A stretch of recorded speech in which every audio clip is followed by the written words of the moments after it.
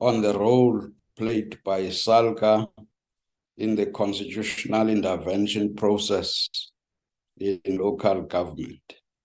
And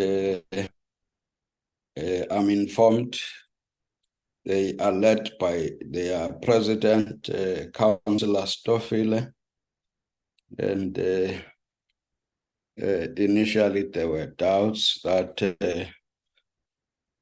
the one NEC member was going to lead. They are all here with the officials from SALGA.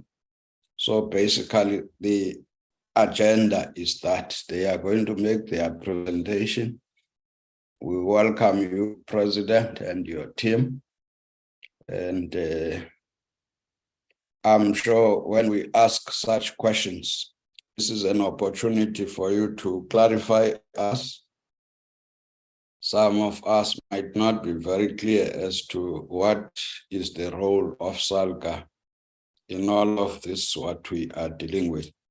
So that becomes an opportunity, and it would be both helpful from our side, and I'm sure as well from your side. I usually notice some of the comments when we are dealing with your annual performance plans, your reports, that there might be something missing, that we might not all be at the same level in terms of this is the opportunity. Welcome, President. Can I immediately, Portfolio Committee Secretary, any apologies?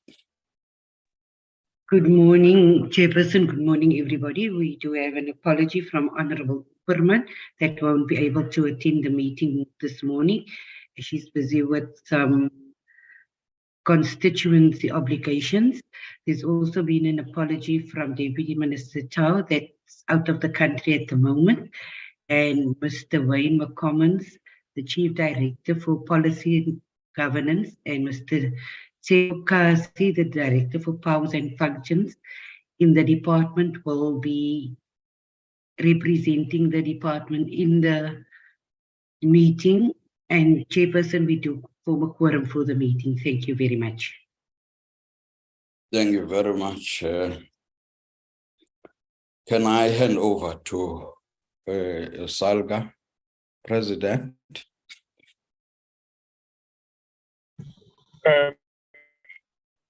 Thank you very much, Chair. And thanks to you, and thanks to the honorable members of the House and senior officials of Parliament and the Association. Yes, we'll run through presentation immediately after this brief comments. Let me, on behalf of the association, appreciate the opportunity and the moment created to have some discussions pertaining to the SALGA's role with regard to the constitutional provision with regard to interventions that are taking place or have been taking place to municipalities. You'll note that in the history of these interventions, SALGA from time to time will be informed, and from time to time SALGA will engage on that. And a typical example, which is a glaring one, is the case in Tshwane, where we had an engagement with the Committee of Parliament and COP when a decision was taken. But before that, SALGA only picked it up on the pipeline that there is an intention to intervene in Tshwane, and this started with the suspension of the speaker, suspension of the chief whip by the MSC, and we'll knock on the doors and say, but this conduct is not what is permissible by law. It is important that you follow a due process, and as a result of that, and the MSC, after broader discussions and of course consultation and trying to verify what we have been saying, the truth of it, and then came back and then withdrew the suspension. And of course, the manner in which these matters of interventions in municipalities, at times SALGA hold them, or at times SALGA gets them along the way, and of course, as an association, always available to interact and intervene when necessary, when there is a possibility of flouting of the law, because we are a constitutional democracy that guides our interventions and our actions in whatever that we are doing. And you'll get a high level of what we are doing. And Lance is going to lead us on that presentation, and we'll take discussions going forward. With your permission, Chair, I will ask Lance to then take it from here and take it forward. Thank you very much, Chair. Thank you. Agreed. Well, thank you very much, Chairperson, and greetings to yourself as well as all members of the Portfolio Committee, the leadership of SALGA led by the SALGA President, and all others in attendance. The presentation, Chairperson, does two things. It firstly separates between support that is directed to municipalities under Section 154, and secondly, it covers issues around Section 139 interventions. We do understand that whilst the focus was on 139, it would be important to also see it in the context of Section 154 of the Constitution. So we deal with both of them. For us, they are related. And there's also a related response that we are suggesting to improving around both of these areas. The first part is around the support, and here we are just highlighting to the Portfolio Committee that support has been defined in three key areas through Section 154 of the Constitution that obliges national and provincial government to strengthen the capacity of municipalities. When we look at the National Development Plan, there is also a specific call made that local government systems must be strengthened, and there are typical examples given of the areas that needs to be strengthened. And then lastly, the Systems Act itself also defines a role for district municipalities to support local municipalities as they execute their constitutional mandate. So you can see there is, at the national and provincial level, there is guidance given through the Constitution, through the NDP. All of those that play in the local government space are called upon to assist local government. And then within local government itself, district municipalities are called upon to provide specific support to strengthen local municipalities. Over the years, there has been no less than 10 national support interventions, and here we are just drawing attention to what those interventions are. So starting as far back as the first democratic local government elections in 2000, with the municipal support program that proceeded on to project viability, project consolidate, the 5-year local government strategic agenda, Sienza Manje, local government turnaround strategy, Operation Clean Audit, back to basics, and now the district development model. So we can see all of these are national support interventions under the pretext and context of Section 154 and the NDP to direct support to municipalities. But for those that have been involved in the space, when you reflect on all of these, there is very little to tell as a good story. And there is very little to show whether, in fact, the support that has been directed through these national support interventions have, in fact, borne any fruit and have turned around municipalities to be better. What are the problem statements from a SALGA perspective on these national interventions? Is that there are still a number of problems around the IGR space and how the three spheres of government, national, provincial, and local government coexist, and how support is directed to local government from a national and provincial government point of view. Secondly, we hold the view that municipalities have 75, Chairperson, 75 legislative reporting requirements. So what we are doing quite well in local government is report on everything that we do, because the legislation requires us to do so. So there are several early warning systems that have been built over the years, and these reports can feed into that early warning system. But the difficulty is that it is not used effectively. So all of these reports that municipalities are bringing to national government, to provincial government, whether on a monthly basis or on a quarterly basis, are not used effectively and exploited to ensure that we understand what is happening in local government, and we then identify the weaknesses early and we address those particular weaknesses. So there are a number of opportunities that are presented with this early warning systems through the reports that local government provides, but it is really underexploited.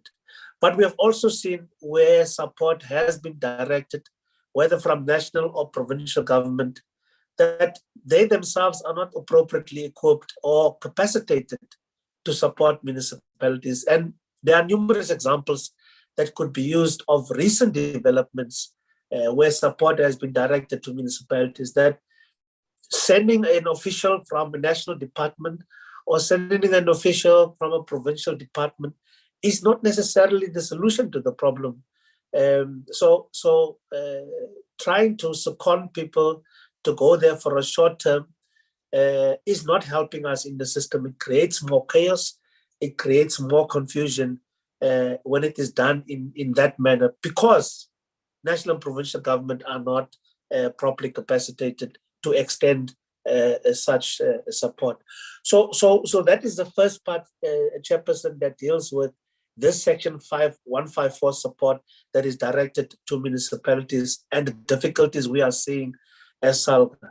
Coming to the second part, which is the Section 139 interventions, we know that members of the committee are quite familiar with Section 139, and what the slide merely tells us is that there are 3 instances where provincial government may intervene in the affairs of municipalities, and it's under Section 139.1, 139.4, and 139.5 respectively. So general interventions, or where a municipality fails to approve a budget or revenue raising mechanism. So we are all curious to see what is going to happen over the next 2 months as municipalities, particularly those that are led through coalitions, are going to table their budgets, whether these are going to be approved through the coalition arrangements, or whether we are going to see a provincial intervention under Section 139.4.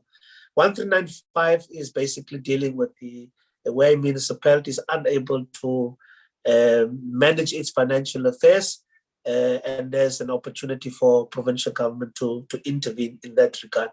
Similarly, at a national level, Section 139 also provides for national intervention into municipalities through Section 139.7, where if a provincial executive fails to intervene in a municipality, there's an opportunity for national government to do so.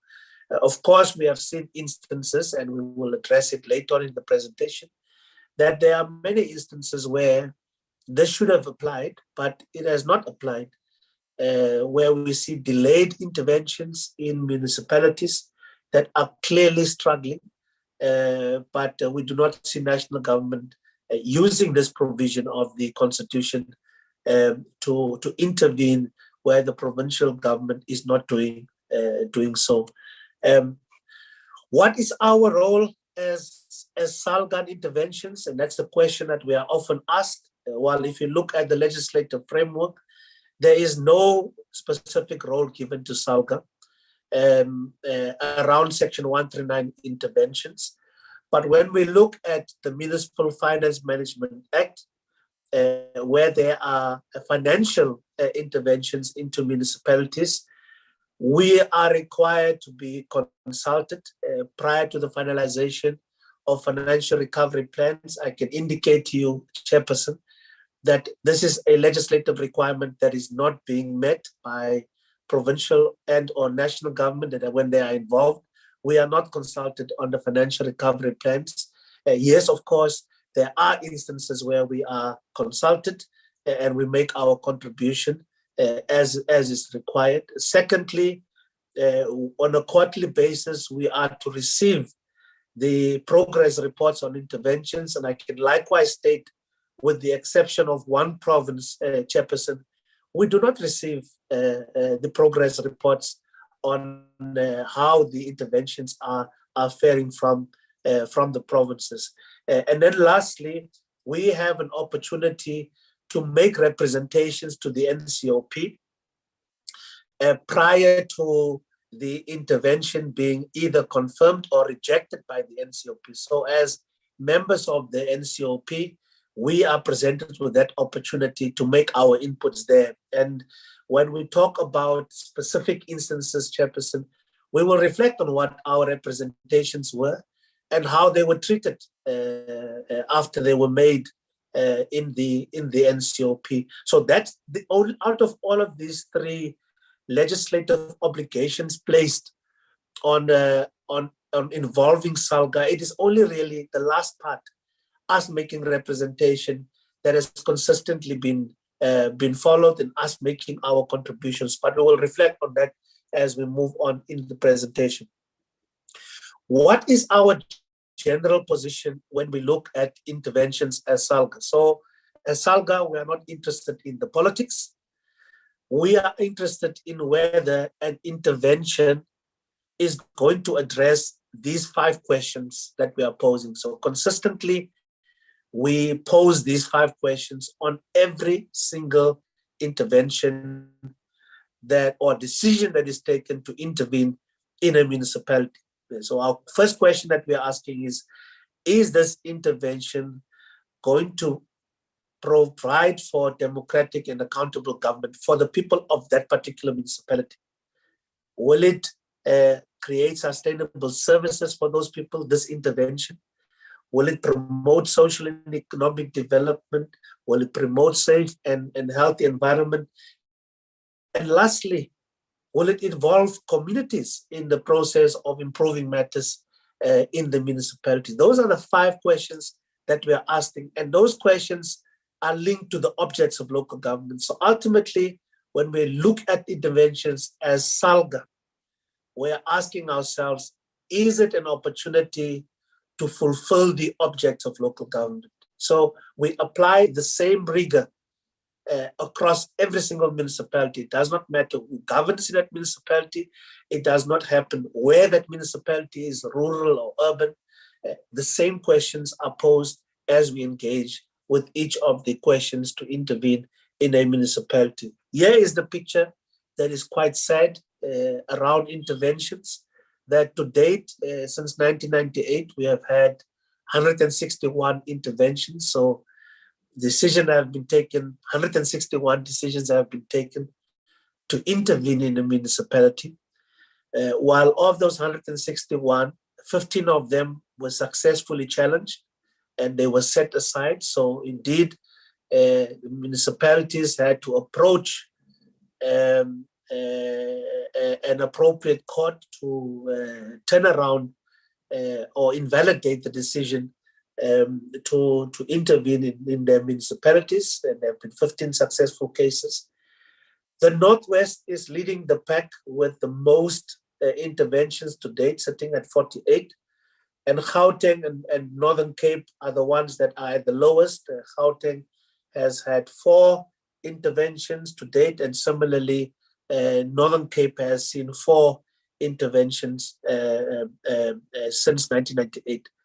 There are 17 municipalities that have had interventions more than once. So that tells a story that there are problematic areas. If we are saying the intervention was appropriate, there are problematic areas such that it required an intervention more than once.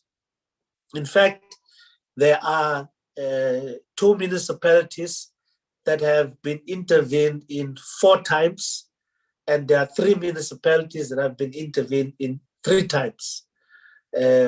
Some municipalities are constantly under intervention, and that is of concern to us. But here is the problem, Chairperson and honorable members, is that our own assessment, which is also confirmed by both Treasury and COPTA, is that in many of these instances, municipalities are worse off after the intervention.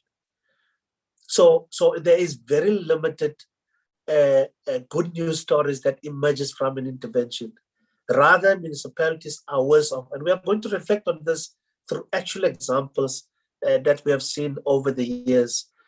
Support to municipalities have also been fragmented, so we are not having a coordinated way of directing support to municipalities. And then also monitoring of municipalities have been inconsistent. As I've made the point earlier, is that in some instances, through assessing on an ongoing basis, there is an urgent need to support a municipality, but it takes years to direct support to those municipalities. But in some municipalities where there's a crisis quickly, there is a response to that. So there's this inconsistent monitoring, but also directing of support to municipalities. And of course, we are putting the question mark because members of the committee would also be able to put up many other reasons that they have seen that are or problem statements that relate to intervention. So the list is very long around what are the problem statements around interventions. We want to reflect, as the President said, Chairperson, on actual examples so that we can paint a picture to the portfolio committee what the actual role of SALGA has been.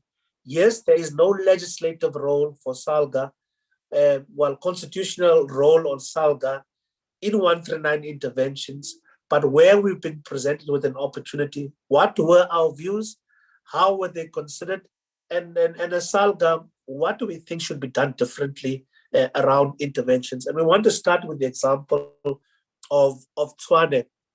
And members may recall, it all started with the suspension of the speakers of both Tshwane and Johannesburg by the MEC in January 2020. So just to quickly remind members, is that a decision was taken by the MEC of COPTA and Gauteng in the January 2020 to suspend the 2 speakers, Joburg and Tshwane, respectively. While as SALGA, we saw, like everyone else, this in the media. We have not been engaged on the matter. No one has asked us for our views, but we picked it up in the media. And as soon as we picked it up, we did our own inquiry, and we certainly reached a conclusion that the appropriate processes were not followed by the MEC to suspend these 2 speakers. And having concluded that that has not been done, we urgently requested to engage with the MEC. That opportunity was presented to us. We explained to the MEC what our concerns are with the suspension of the 2 speakers, but ultimately it resulted in that decision being rescinded.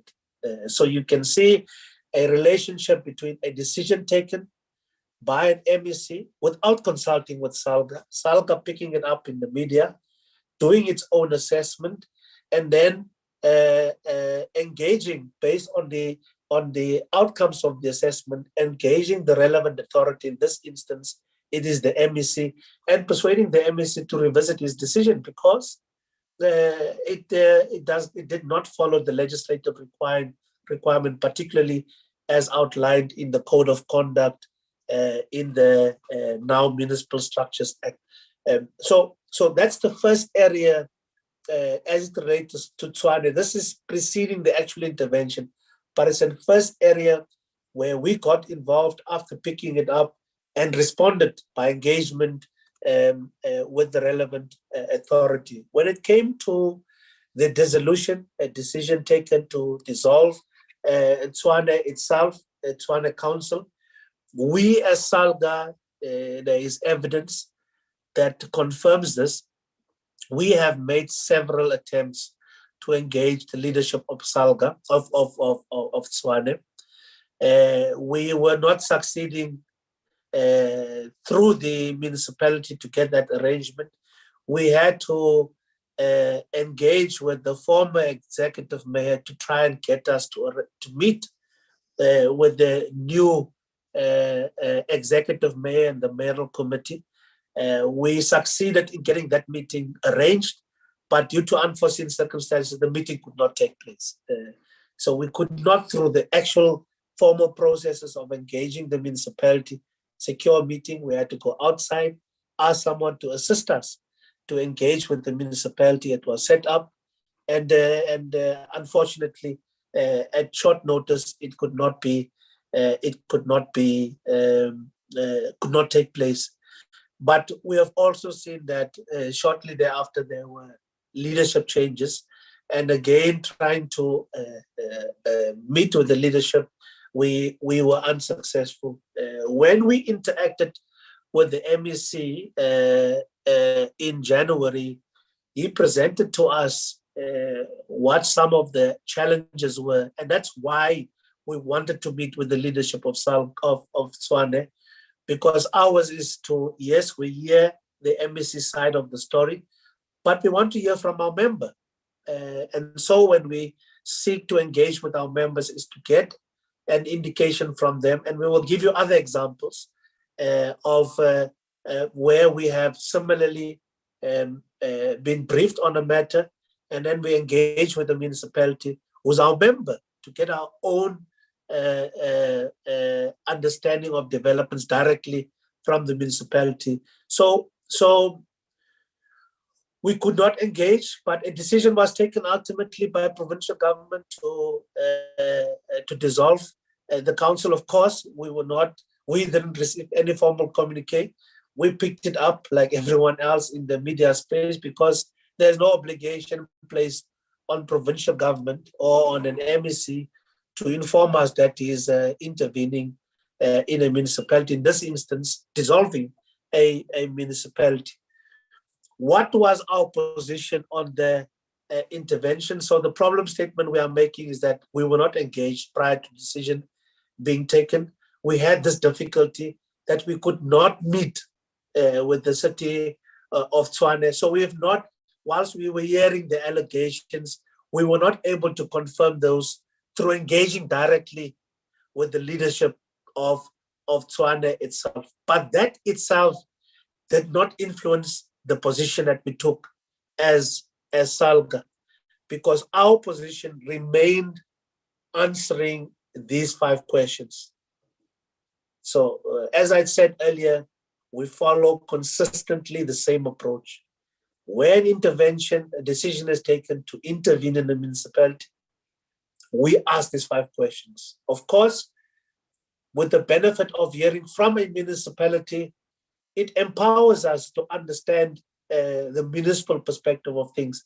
But where a municipality does not provide us with an opportunity to engage, we nevertheless ask the same questions and we express our views on the matter. So we asked these 5 questions, we got our answers, and we presented those answers to the NCOP when the NCOP was considering the decision of the Gauteng Executive Council to dissolve this municipality. Our view was, quite bluntly, in answering these 5 questions, the decision to dissolve will not provide democratic and accountable government.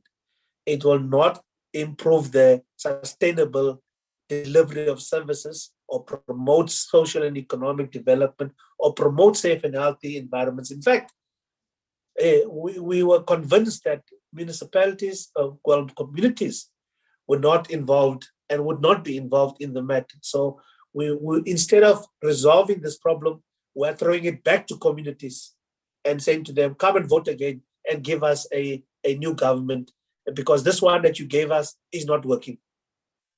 So we were not convinced that this particular dissolution was in the best interest of the objects of local government. Instead, our view was that when you look closely into the difficulty that the city of Tshwane was facing is that these actions had to be executed. So they had to elect an executive mayor. They had to appoint a mayoral committee. They had to appoint a city manager. They had to establish ward committees. And then they had to normalize the functioning of council. And when you look at all of these 5 areas, you can only point your finger at the council itself, because all of these 5 things required council, the municipal council, meaning the councillors collectively, to meet and do these things. So you can't bring an administrator to come and do these things. This required action from council. So the fingers were pointing at council. It was council that could not meet. So our view was the basic solution to this problem is not dissolving the municipality, is getting the council to meet. So political parties directing their councillors to go to a council meeting and do these 5 things, because that would be able to, in deciding on these matters, would be able to put this municipality on the path of stability.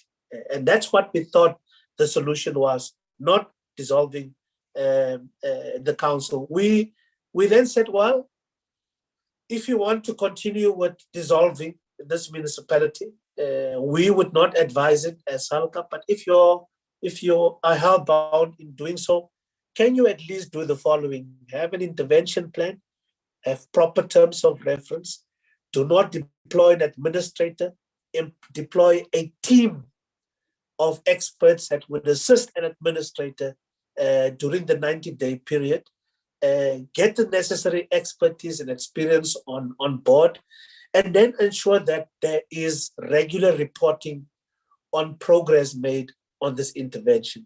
So we said, if you're hellbound, at least do these 5 things, because it will then put this council on the path of stability, even during the intervention, and we would avoid what we have seen happening in other interventions. But we also cautioned, we said, prior to the decision to confirm this dissolution, we said in the NCOP 2 things.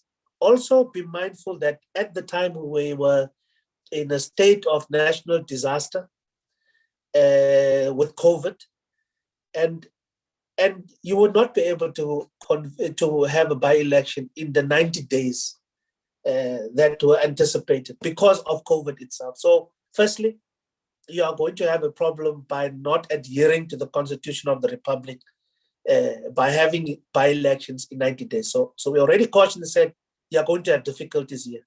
But secondly, we said, well, the assumption that an election will give you a new council is a pipe dream, because what could happen in all likelihood is that you go to the polls and the people decide to give you the exact same outcome. No outright majority, but give you a very similar coalition outcome. So there's no guarantees that dissolving this municipality, going to a by-election, is going to give you in return a new council that is differently composed. You could get the exact same outcome as what you were given in the 2016 elections. So that was the story that we told Chairperson. That was our contribution we could make to try and persuade the authorities that it is not in the best interest to dissolve this council. Instead, get the council to do its work as is required. And nevertheless, despite our contribution, our views, this council was dissolved. The unfortunate reality is, it's the history now, is that it was dissolved. It was successfully challenged in the High Court. It was appealed, but it was then confirmed. that in fact the decision taken to dissolve this municipality was not the right decision. So as SALGA, we were vindicated, because if you go and read the judgment in this instance, it is as if the judge was listening to SALGA's input made to the NCOP. The words that we use is exactly what SALGA said. It is not in the best interest to dissolve this council. Instead, get the councillors to do their work. In fact, if you go to the judgment itself, here are 3 points that were made, the chairperson and honorable members, that we felt were very critical in telling a story about interventions. Firstly, around the administrator. This is what the court said. The running of the city by an unelected administrator is the very antithesis of the values to provide democratic and accountable government to local municipalities. So it's saying people have decided on the government they want. You then, after people have decided, go and into an office and decide you are not going to accept what the people have given you. You are instead going to change that by putting an administrator and remove the people that the electorate has given you. So remove the public office bearers and bring your administrator. So the court said this is going against the grain of the values of a democratic government. Secondly, the court said the citizens of the city have a fundamental constitutional right to be governed by those they elected. So the court is saying to us, the people have decided. Yours is to give effect to what the people have decided through a vote. Yours is not to go against that fundamental constitutional right of deciding who must govern you. And then lastly, the court said, irreparable harm has been established by the applicants, not only to itself, but also the citizens of the city. So it goes to the objects of local government. The point that we have made is that we did not agree with the dissolution because of the 5 objects. And those 5 objects are centered around the citizens. And our citizens will be affected by such a dissolution. And the courts really reaffirmed the views that SALGA made. So that is just one example, Chairperson, to indicate to the committee, when you're asking, what is the SALGA doing? We are now painting to you a picture of what we have been doing in the Tshwane matter. We gave our views. Our views were rejected. We had to get a court, not us, but because we were not a party in the court matter, but we had the courts to vindicate SALGA and say, well, essentially what SALGA said prior to the decision taken is in fact what should have been followed in the first place. But it is not the only example, Chairperson. There's a second example we are presenting to yourselves. It is the intervention in Mfuleni itself. And there's a long history, Chairperson, around this particular municipality and interventions. And what this slide tells you is that picture that in June 2018, a decision was taken to intervene in Mfuleni by appointing an administrator, but also to get a financial recovery plan in place. So you can see what was decided as the focus of the intervention itself. The decision was for it to be an intervention over a period of 12 months. So in June 2018, meaning that by June 2019, this intervention would have stopped, but through the intervention, we would have seen the success stories emerging. Intervention was approved and an administrator was appointed until 2020. So you see already, this intervention went for nearly 2 years, despite the fact that the intention was for it to be for 12 months. What then happened 2 years later, Chairperson, is that the intervention has now been for 2 years. And there was a request made by the MEC in the province for this intervention to be further extended. So by that time, the term of the office of the administrator has ended. It has not produced the results, and there was acknowledgement that after 2 years of intervention, the desired results have not been achieved.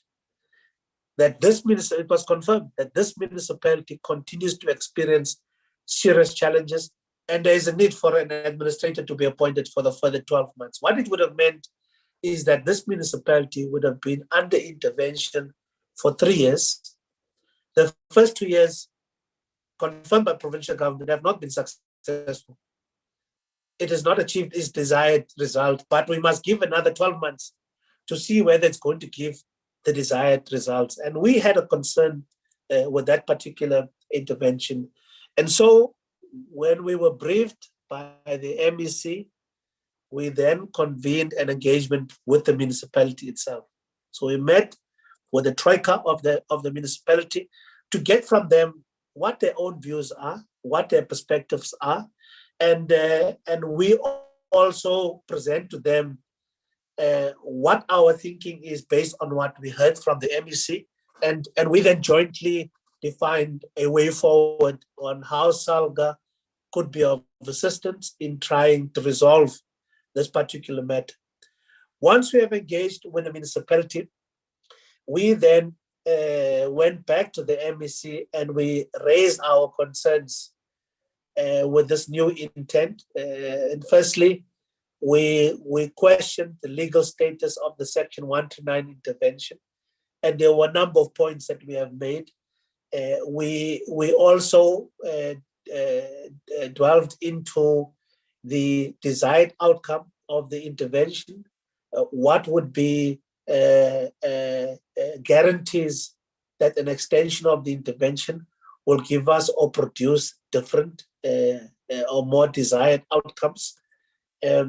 We certainly raised our concerns with what were the shortcomings of the initial intervention itself, and the fact that there are no good news stories to be told.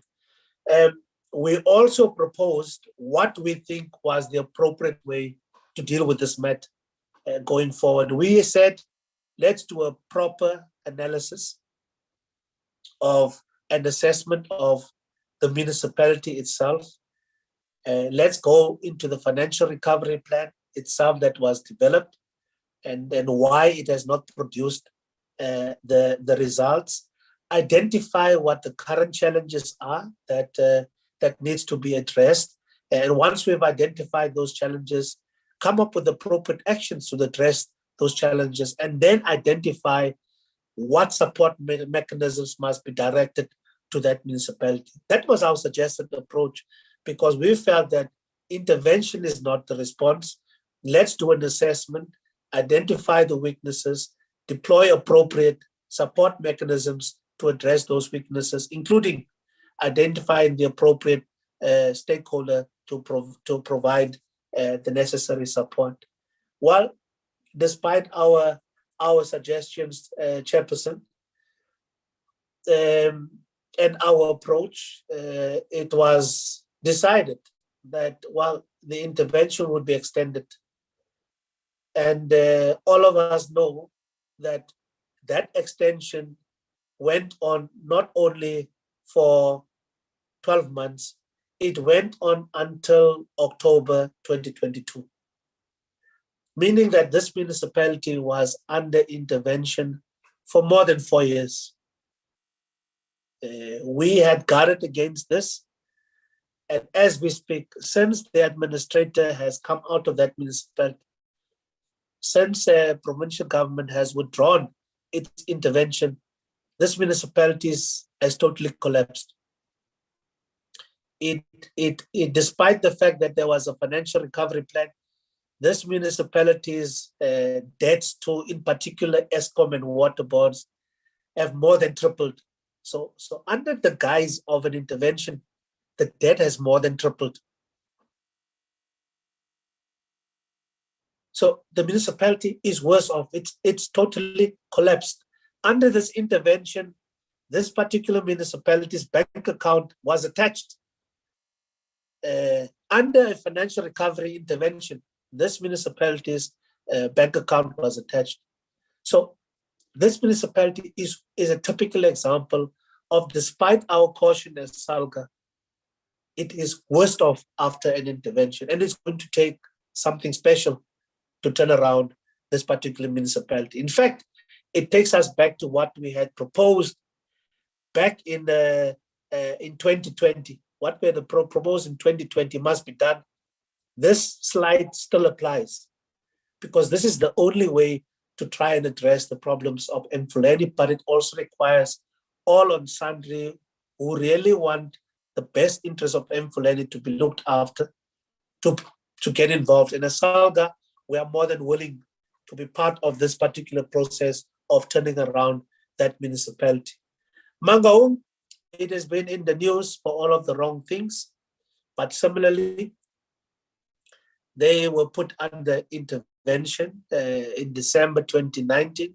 We received at least a courtesy email, a letter from the MEC advising us that they intend to put this municipality under intervention.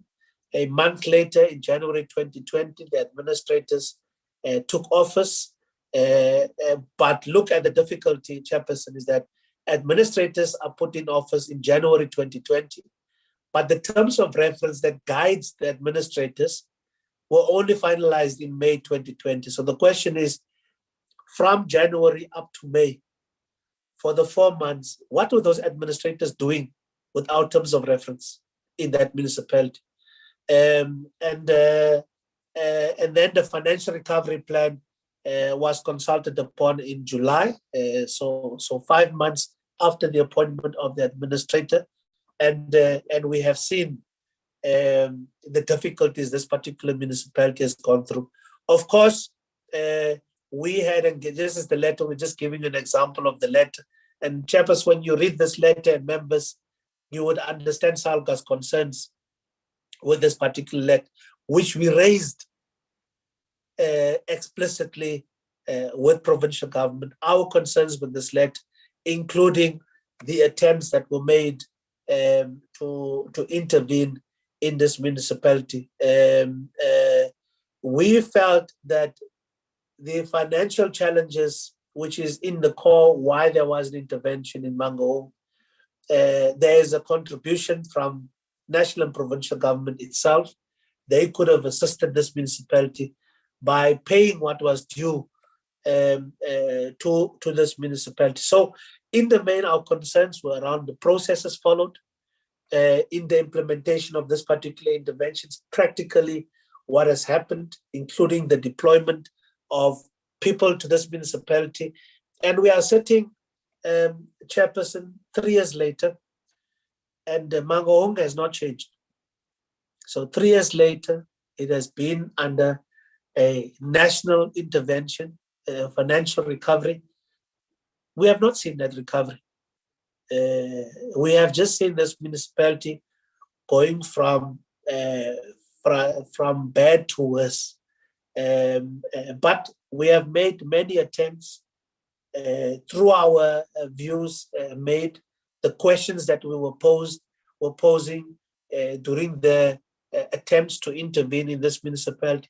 Answer these questions. Once you answer these questions, you would be able to define an appropriate response to matters. I'm not going to go through that, but I wanted to focus here, Chairperson, that in the main, the concerns we raised is the fact that administrators were appointed without terms of reference.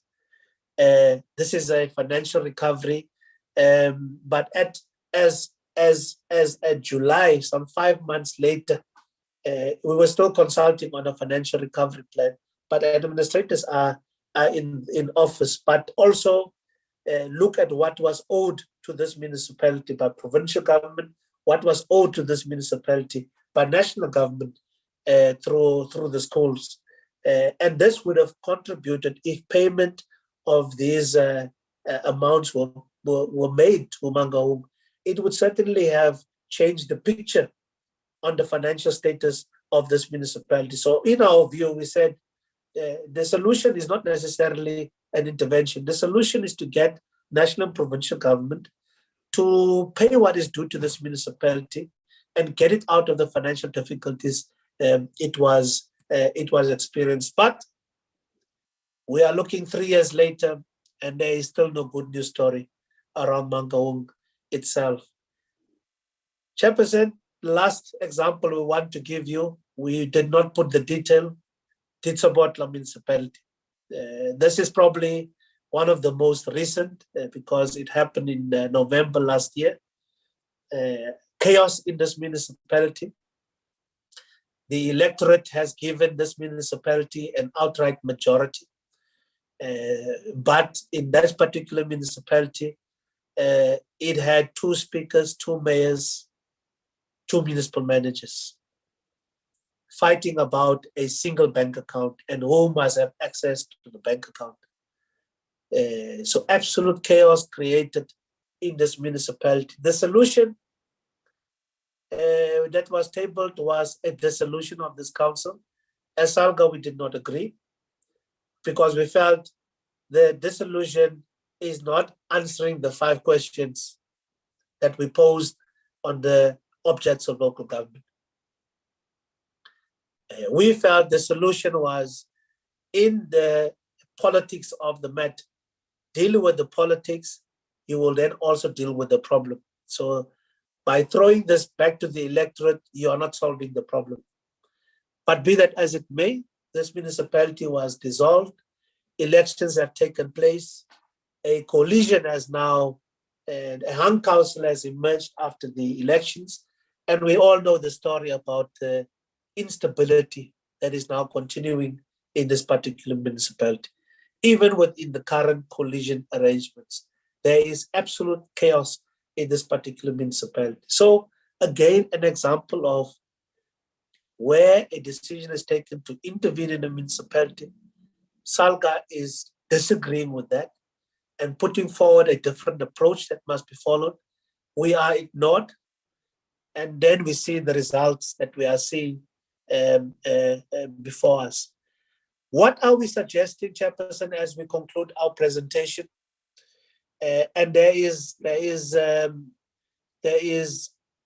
a link between Section 154 support and Section 139 intervention. As SALGA, we feel that because there are these 75 legislative reporting requirements for municipalities, national and provincial government have sufficient information before them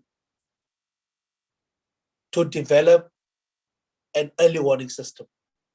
As SALGA, unfortunately, we do not get these reports because there's no obligation to provide those reports to SALGA. So if we had this, we would have easily developed an early warning system, but we do not have access to it. It's not given to us, it's given to provincial governments, given to national government, whether it is COCTA, whether it is Treasury. But there is sufficient reports given that could be used as an early warning system. We are encouraged by the recent work done by COCTA to develop a performance assessment tool because we think it's moving in the right direction. And the performance assessment tool will assess 5 or 6 areas of focus in a municipality.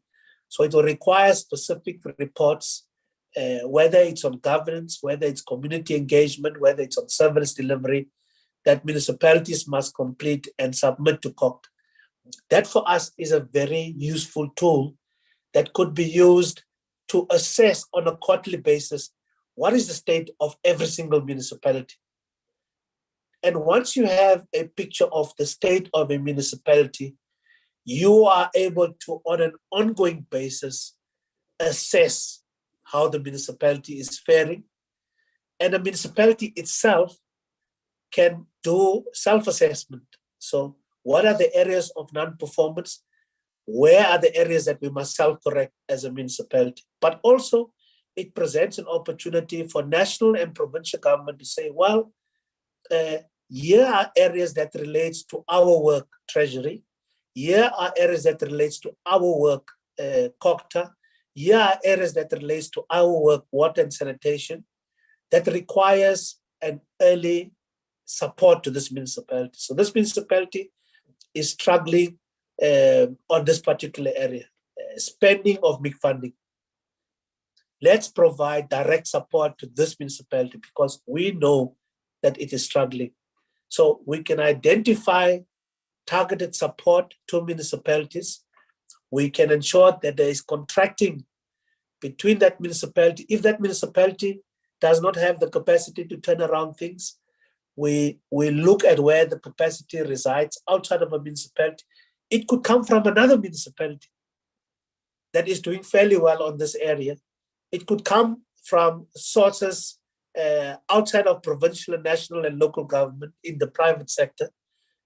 So we can identify support and direct that support to a municipality, but contract on that support, define what must be done through a program of action and monitor its implementation. And this, so by the time you get to the next quarterly report, you can then gauge whether there is improvement on the support that has been directed.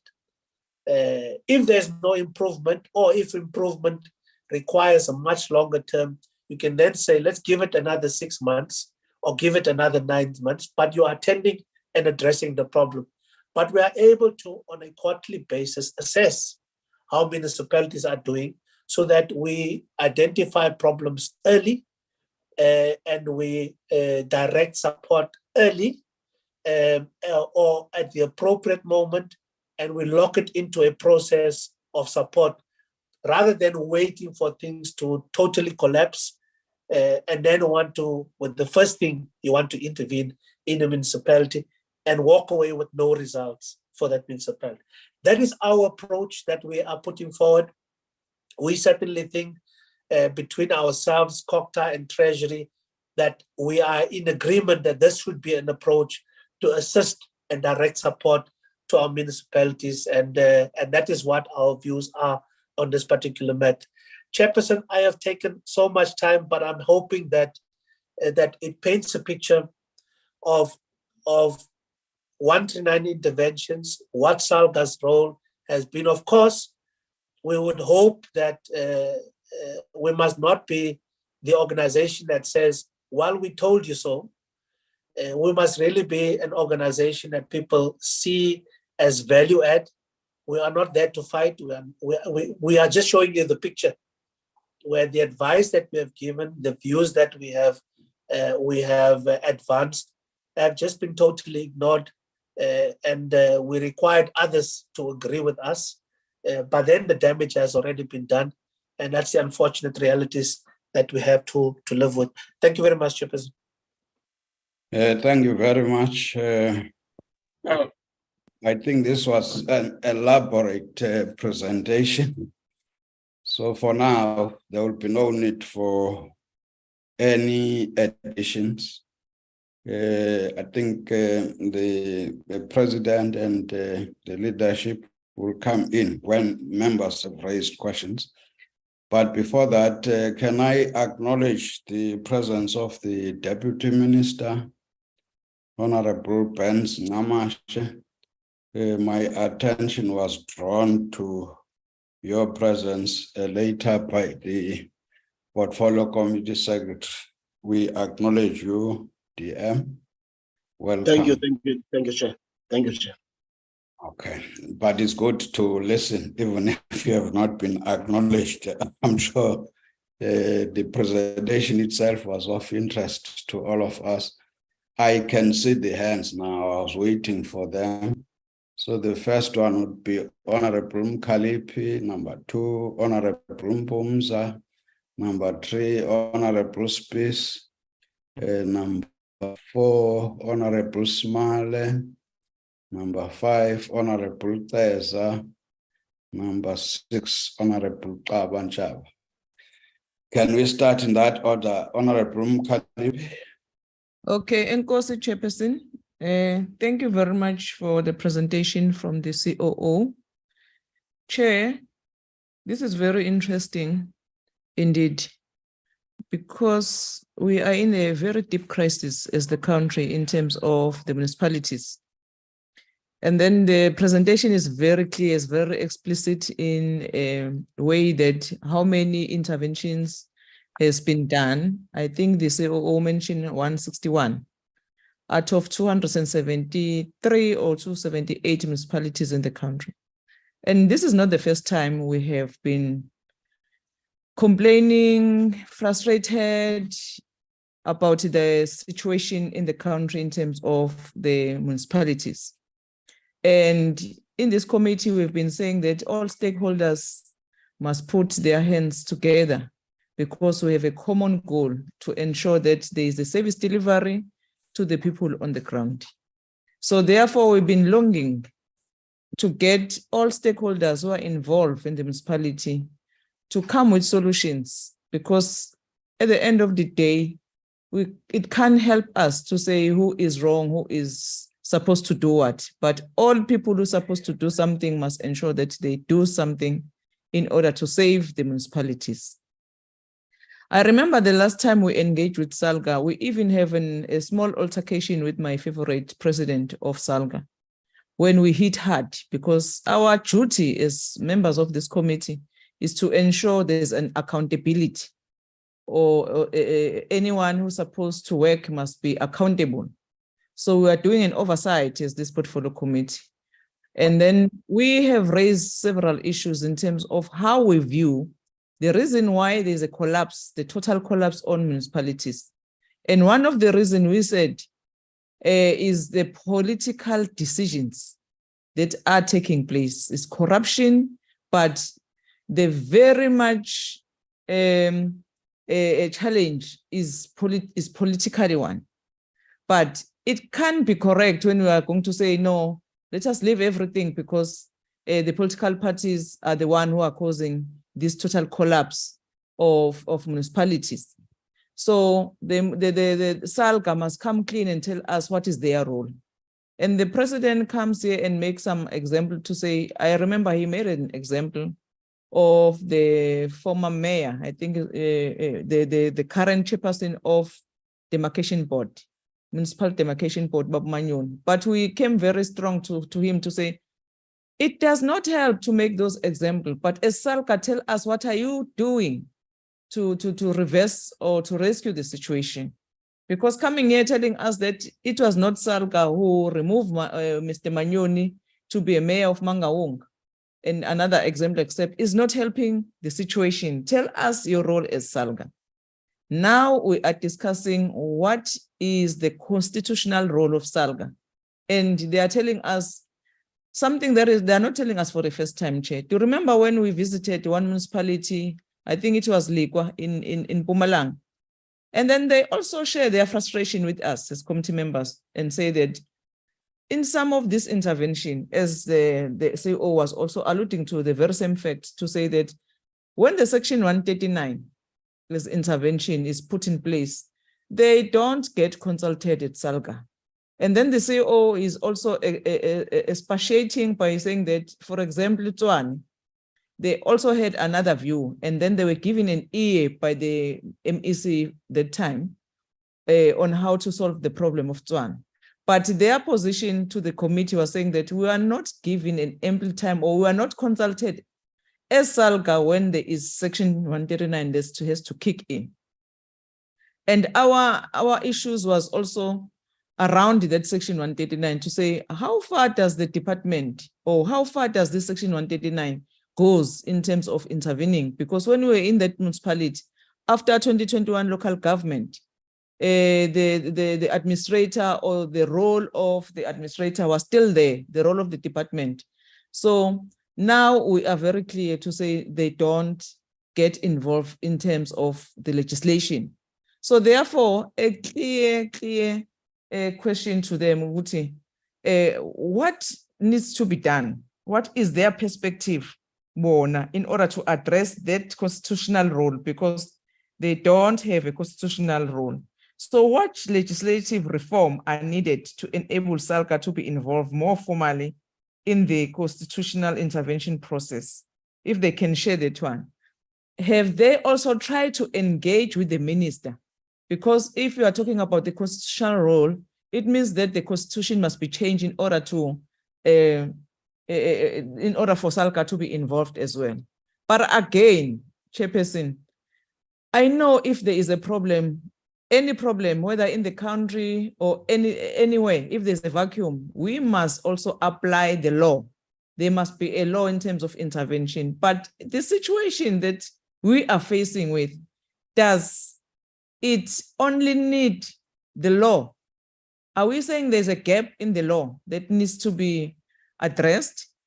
Or are the SALGA having some other ideas? For instance, I know that they've written a paper on coalition, on local government. And I don't know how far is that paper. I'm very happy that one of the deputy ministers are here, and they're going to also to engage with us in that regard. But I know they have initiated one of those things of writing a paper on coalition government in order to address this instability on local government. That is one. And then secondly, Chair, this issue of early warning system, of which SALGA is saying here, that they have tried in some of the municipalities, maybe they can also share with us in details, because that's where we need those intervention as a country. Because some of the things, when we react, or when the minister reacts in terms of Section 139, it's too late. It's already too late. For now, Chairperson, we are told by through the grapevines, no one has come to the community to update us that at eThekwini, there is an intervention in terms of Section 156 of the Constitution, because things are not looking good for eThekwini municipality. And when we receive a report in this portfolio committee saying that it's only 61 municipalities that are dysfunctional, we said as a committee members, even if we can be told that it's only 61, but the fact of the matter, most of the municipalities are dysfunctional in one way or other. So now we are told, but there's no formal report that has been tabled here to say that eThekwini municipalities is going to be put under that Section 154 or is already there. But now I'm interested in these slides that the CEO is talking about in terms of early warning system. How to do it? How do they do it? They detect that there's a problem and then they engage with the minister, or they go straight to the municipalities. And then what I seems not to get clear from the CEO is that once they have told, for instance, Pokwane municipality to say there's an early warning system that we want to engage you with in order to ensure there's no situation is not going down very fast. I don't get a response on say, do they as SALGA get that feedback or not?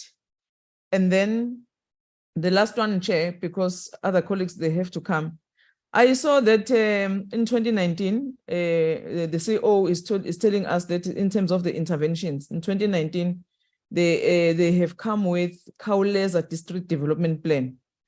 Khawuleza District Development Plan is the same one that we always been told by the department they're still piloting, or it's something similar to that. If that is the case, how do you match the two, SALGA and the department? And this Khawuleza, which is written KHAULEZA, what language is this COO? So let me just pause now there for now, Chair. Thanks. Thank you, Honorable Mbumza.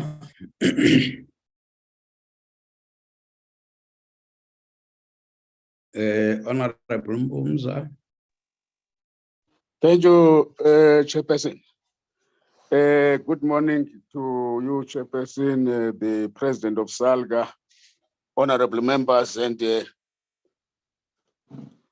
the collective leadership of SALGA, the CEO, and all senior officials, the deputies present. Chair, we have been presented with a very concise, clear presentation in relation to SALGA's role in the constitutional section 139 intervention. Chair, looking at this presentation, first I would like to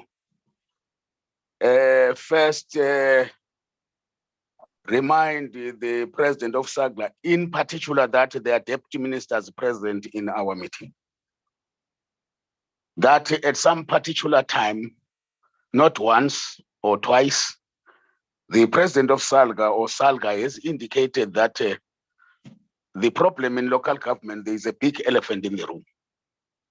And SALGA has been calling for some form of a war room summit to tackle this elephant in the room. And this particular war room should have to be convened by the department of COCTA, must take the lead so that we begin to tackle that particular elephant. We may debate all other things. If we agree, some of us, all that what is confronting SALGA is an elephant in the room, we have to confront the element, not go to the sideways. Let me leave that particular one, Chair. Chair, looking at this presentation, that since the onset of local government, a number of section 154 interventions to support and capacitate local government is required by the constitution and law. We would remember very well that from your project Consolidate and from your local government, 5-year local government strategic agenda. At that particular time, you could see that that form of support was some form of perhaps existing, because during that particular era, these section 139 interventions were rare, because there were no rampant collapse of executive functions in municipalities. Now we still have to identify the cancer that is actually tackling this. SALGA has identified where the cancer is. That is the elephant. May I come closer now to, because if you look at this presentation, that municipalities are obliged to actually, they have 75 legislated reporting requirements. And indeed, it tells you that those requirements are supposed to be strengthening your section 154 support by national and the province, as well as the district. But the greatest question is, to whom are these reports going? As reports that are setting the early warnings so that we do not react, we proactively intervene by strengthening section 154. The problem again here lies in the fact that those reports, where they are received and assessed, perhaps there might be no capacity of doing that, so that you have to bring about a remedial action of bringing capacity to municipalities to function. And perhaps even those 71 legislated reports, perhaps they need to be reviewed, because to me, they are a burden to municipalities to focus on reporting, and they would focus on malicious reporting, because their focus is no more on bringing service delivery and governance, is on providing reports. And this creates this particular crisis. So even there needs to be looked at. Or given also that the report indicates that almost 161 interventions since the onset of local government. And about 17 of those have been set aside, which means that in all these interventions, the departments or the provinces have not been following the due process. And as a result, these are set aside. Or these interventions are not yielding the desired results because it's indicated that the support, what is critical to me is that SALGA is saying these interventions are not embedded in an intervention execution plan. And really, when we just come in as a department and go out without a plan, and this plan, because sometimes when you look at some of these terms of reference, they are too general. They are not focused on the problem areas to address. So these matters need to be looked at. But the key point here is what role SALGA is playing. Now we understand that SALGA constitutionally and legally has serious limitations in providing SALGA to play its place or to provide its own support.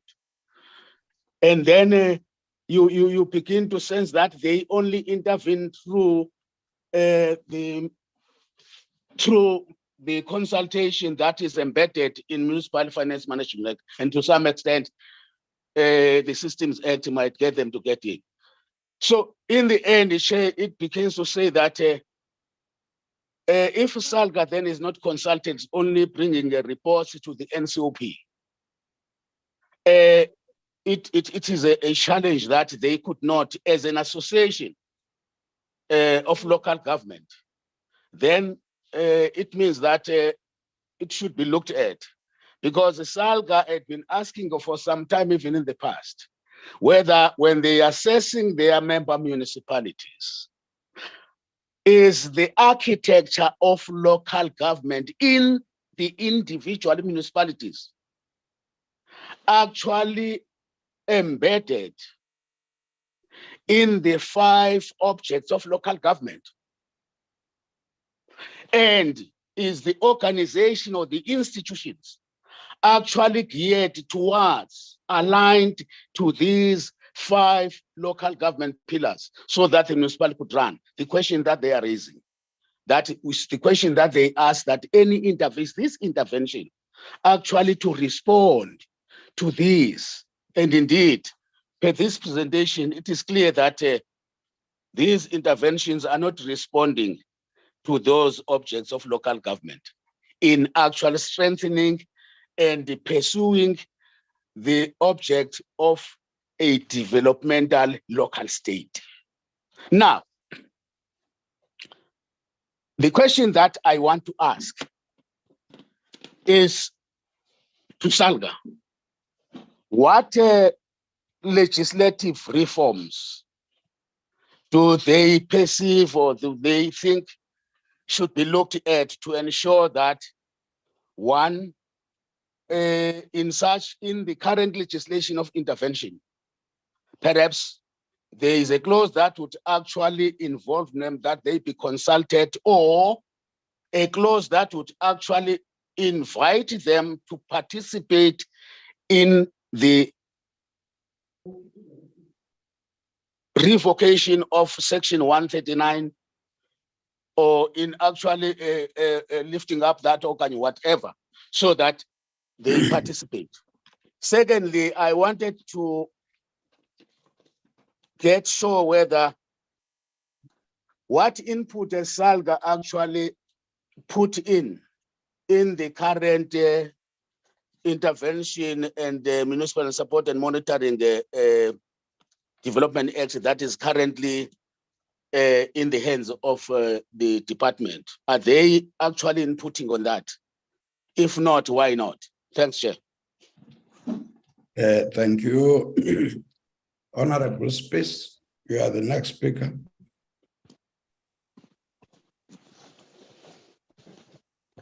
Thank you, Chairperson. Good morning. Chairperson, excuse my voice. I've just come out of a terrible flu. Chair, some of the issues that I wanted to raise has already been raised, but let me say from the onset, Chair, that for once in a very long time, I find this a very interesting, very blatant, very brave presentation by SALGA. These are the core, this is the core of the very things that we always talk about, whether it is in budget speeches, whether it is in general, in debates, or whether it's in the committee, we raise issues like this. I remember, and I want to point this out, when we discuss the APPs of the different departments, my one question that I asked was in particular with the coordination of different departments when it comes to strategies and interventions and plans put together. And I said that I do get the impression that there is no coordinated effort to actually make things work within local government and municipalities in particular. I received a response which said, no, they do. But what is coming out in this presentation today, and Lance said it very clearly, they are not consulted on many issues, particularly in interventions, but there is no coordinated effort. It seems like there is that DCOC a lot of times operates in isolation of other structures. I want to first ask Chairperson, I've checked the participants on this group, and I'm trying to see, and for purposes of record and for correction, I want to understand whom of DCOC is on this platform currently, because the reason why I'm asking you, Chair, is the following. This is a very important presentation. The implications within this presentation is also really serious. But it also, to me, it's not even that, it's that it needs to be taken into account what is said and what is suggested. Because if not, and if it's going to be treated as just another presentation, all of this is in vain and nothing is going to happen. And municipalities are going to keep on deteriorating. So I need to know that as a first, who of DCOC is on this platform. Then, Chair, when Lance says that there is no capacity within the national and provincial government, I don't agree with him. And further on he goes and he says, it would be, they don't have, SALGA would love to have the opportunity to establish or develop early warning system. But that is not given to SALGA, that is in the hands of the national and provincial government. Now, Chair, I want to say here that I do believe maybe the capacity is not there, but I do believe there are warm bodies there that are not used optimally. And I think there needs to be a serious intervention and a structure. I hear you say the Deputy Minister is here. I want to understand if SALGA has a compliance unit, and most probably have. If not, I want to understand, is that something that can be done? Because when we refer to the 75 required legislative reports, if we have a simple system where there's a compliance unit that checks up on it, and once you see a municipality for the second time not complying, there should be a clear intervention plan or action that will be taken against the municipality. And that municipality needs to be informed at the onset of what will be the consequences of them not complying to a particular legislative report. And these must be adopted by councils so that when it happens, we know that they knew about it, they committed to it, there's a council resolution, and then the intervention needs to follow, but it needs to be a coordinated intervention. You know, Chair, as an example, I think Honorable Mukalipi mentioned it. Those Section 154 intervention in eThekwini, it was embarrassing that journalists phones us or many of our colleagues and wanted to know, they believe the ministers in the area, there is a 154 intervention. I had to phone the DG. I sent a minister a message to say, is that so? What is happening? And the question to me was, why are we not being consulted on it? At least when we are asked these questions, we know that it's coming.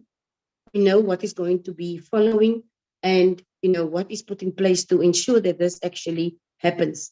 But for things to happen in a haphazard way as it currently is not good. And it will result in criticism that is sometimes not taken up well and seen as people just wanting to oppose. Chair, SALGA's, if I look at SALGA's presentation and what they are saying and what they are doing, and I want to commend them, for instance, on what has happened again in eThekwini, where they went in and did an audit of the qualifications of municipal workers, and at the same time decided also to look at the cadent deployment in that area. That is the kind of action that is required within municipalities if we want to see any progress. And I want to say to them, well done on that. And I hope that in many other provinces, that will be the same plan. We need to look therefore at SALGA currently stands out as the only people who are trying to actually do something. And when we see that, we need to look at the budget that we provide for SALGA. And it's maybe a bold statement that I'm making, because we need to look at the financial resources. Where are we throwing money at? Where it's working or it's just wasted? I also want to just say, Chairperson, when it says that provincial and national government contributed to the financial collapse of Mangaung, and I don't want to go into municipalities, but that is also a very strong point that is made. And I think in many other municipalities, we need to look at that, because I think that is also what has happened. But today's presentation from me, Chair, is an indication that they are serious. There's a serious, for me, an indication that departments are working in silos. There is no coordinated effort. There is a blatant ignorance of what is being advised and guidance given. And there's just that same old way of doing things and having no positive result or outcome. If we were to take this serious today, Chair, we as a committee need to also seriously look as to how we are going to address matters serving before this committee. Because what SALGA is telling us is there are solutions to problems, but it requires all of us to roll up our sleeves. And it also starts with us and how we do our oversight, and that we need to be more on the ground and be in person so that we can actually pick up on the matters that has been put to us and make sure that these things actually happens. Our oversight role is an extremely important one. And what SALGA today for me has just emphasized again is that we need to roll up our sleeves, Chairperson. There's a lot to be said, which I don't think is necessary. We need to just make sure that this report gets the attention that it deserves and that action actually happens. Thank you, Chair. Thank you, Honorable Smile. Yeah, thank you, Chairperson, and thank you to the SALGA team. Chairperson, monitoring and evaluation happens on various fronts, from a local municipality right to provincial and national. And what we are seeing is at the end, when provinces and national governments actually tries to intervene, that weaknesses are being exposed within the various systems. In saying that, I want to allude to the various reports in the MFMA that gets reported to a provincial level and then later on at a national level. Once we evaluate the Section 52 reports, the quarterly reports, and the monthly reports, Section 71 and 2 reports. In those reports, the financial viability and the financial implications of the municipalities are normally put into place. I get the very feeling that when we are talking about a performance assessment tool, that these performance assessment tools are a tick box exercise. And let me state why. When we look at unfunded budgets by municipalities, which leads to a dysfunctional municipality, which leads to creditors and debtors that cannot be paid on time, that brings about the insolvency of the municipality at stake, are being put into those reports, and then those municipalities are then being signed off by the relevant provincial sphere to say that they've got a credible budget, but not dealing, but the early warning signs are there. And those early warning signs has indicated that 151 of our municipalities are in some sort of distress. Did we pick up on those early systems, those performance assessment tools, we would not have had a VBS SALGA today, and we would not have seen over R1 billion of monies being lost by various local municipalities within the VBS SALGA. So my question is then to SALGA is, how do we make sure that the performance assessment tool that we are trying to refine in a way that leads to some sort of accountability, leads to transparency, leads to better governance principles, are actually being looked into, are actually being acted to, so that we actually don't deal with, so that we actually minimize the amount of Section 154 and 139 interventions. Those interventions has got three requisites, aims. It's to rescue the institution, to rescue that institution, to stabilize that institution, and to bring a sustainable institution in those regards. You then make reference to the financial recovery plan that must be implemented. But many of those financial recovery plans are either unsustainable or are either not actually being put onto the table. Some of those institutions, because of the financial capabilities, needs either a bailout, and B, it needs an administrative arm to intervene. We sent and we've heard that the provinces do not have the necessary resources to deal with a number of Section 139 or 154 interventions. We get one, at most two administrators that are normally being sent to deal with these interventions. But when it comes to the accountability of the administrators, once they leave the province or they leave that specific municipality, when it comes to the year later, when we deal with impact reports, we deal with the AG reports, and we deal with the unwanted expenditure and following good financial principle decisions at that time, in that period, we find that the administrators do not come and account to the relevant body, which is required to.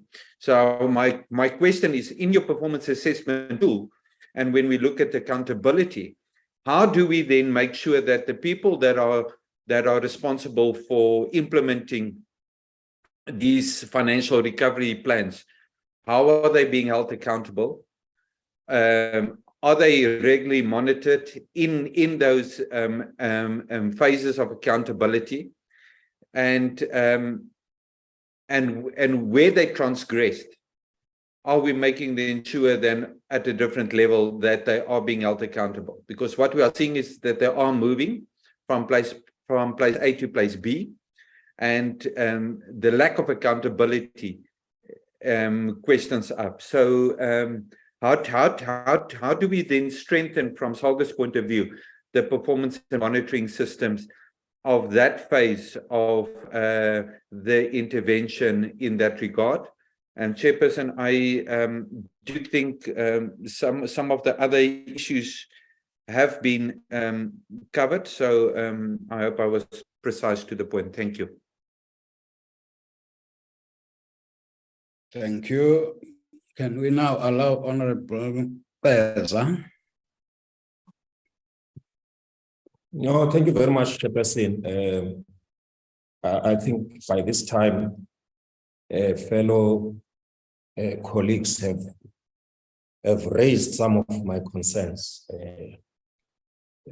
Chair, the first point that I want to make is the fact that the reactive nature of the Section 139 interventions, whether we are to say that the devolution of powers through decentralization to subnational governments have indeed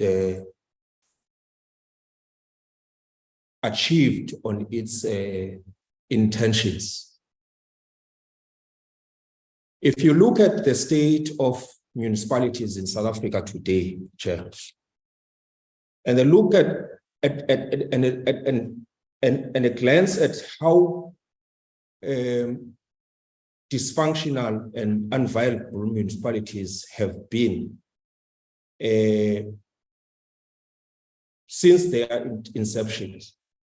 You look at the state of finances of municipalities vis-a-vis the finances that they are getting from the national fiscus.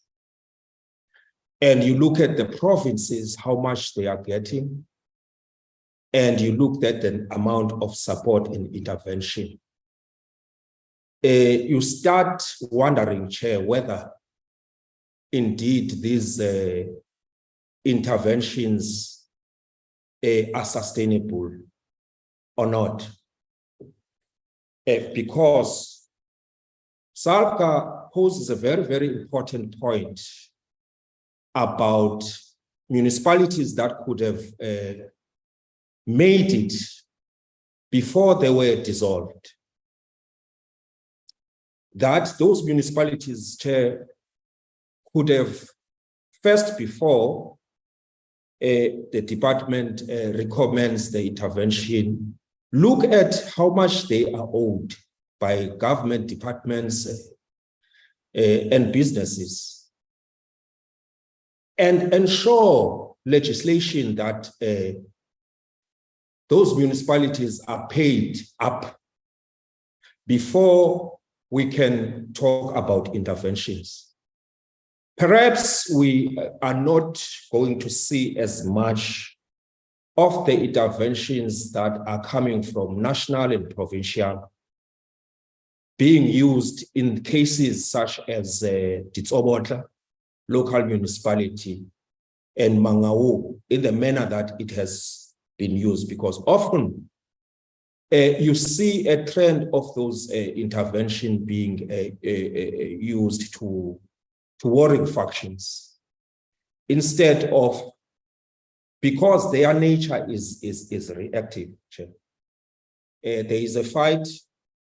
The fight is about the coffers of the municipality, and the location of the interest is towards the municipal manager.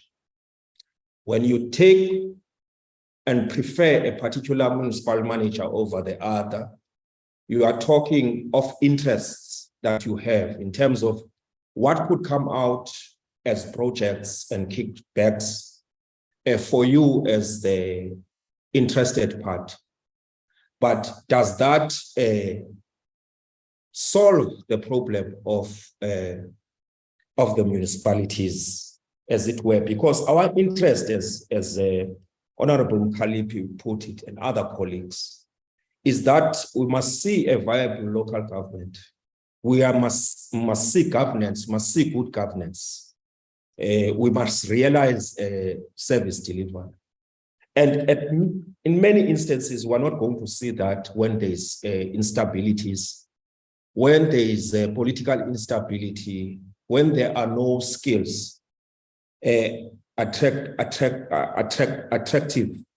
skills or even an environment that is attractive in that instance. That's what I want to ask from SALGA. What are some of the interventions there or contributions with regards to that amendment embedded on Municipal Finance Management Bill? Have they contributed on that bill, and what are their contributions in terms of the course of action that is happening there?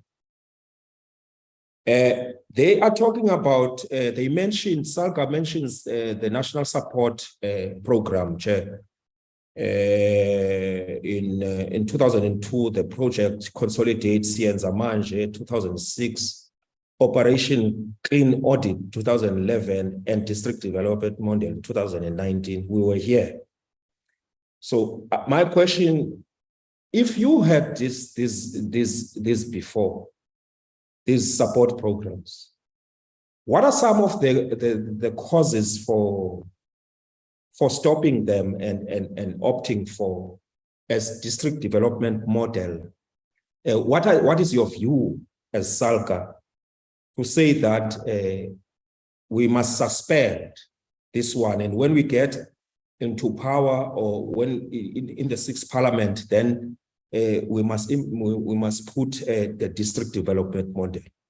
What have prompted the department to abandon some of the previous program in terms of national support to opt for this one? And what are the guarantees that this will leave to see the seventh parliament?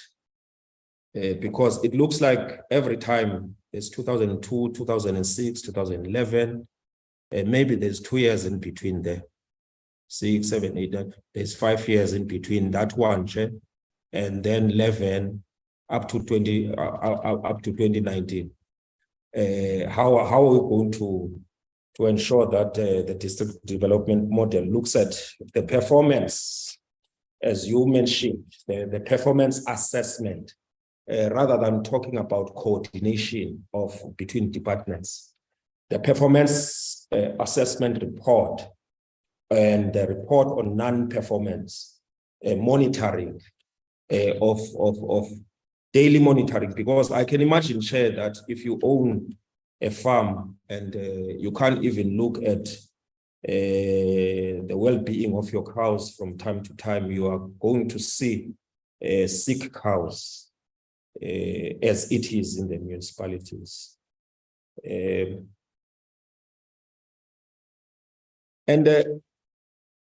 That's about it, Chair. What is important there is service delivery, Chair. That's what we seek to realize in local government, because 1, you need to fund local government. 2, you need to stop the reactive nature of interventions. And lots of people complain about the inability of municipalities to collect wastewater management, to deal with water management, to deal with economic development. All those things that are not in place when there is instability of the administration and of politics in the municipalities. So we would like to know what are some of the interventions in ensuring that we pause, and because we have seen that these interventions really are not sustainable, and then we make sure that those municipalities that are owned by government departments and everyone, and businesses in particular, must be paid prior to the reactive nature of interventions. I think that's what I want to canvass. Thank you very much. Thank you, Honorable Banchaba. Thank you, Chair. Let me close my video because there is no electricity where we are, Chairperson. Chair, good morning, Chair, and my colleagues in the Department of SALGA leadership. Chairperson, the disadvantage of being a last is that all my colleagues, they've been taken my question, but I have some. But firstly, Chair, let me concur with Honorable Mpumza and Honorable Gceza. Honorable Mpumza mentioned that SALGA has been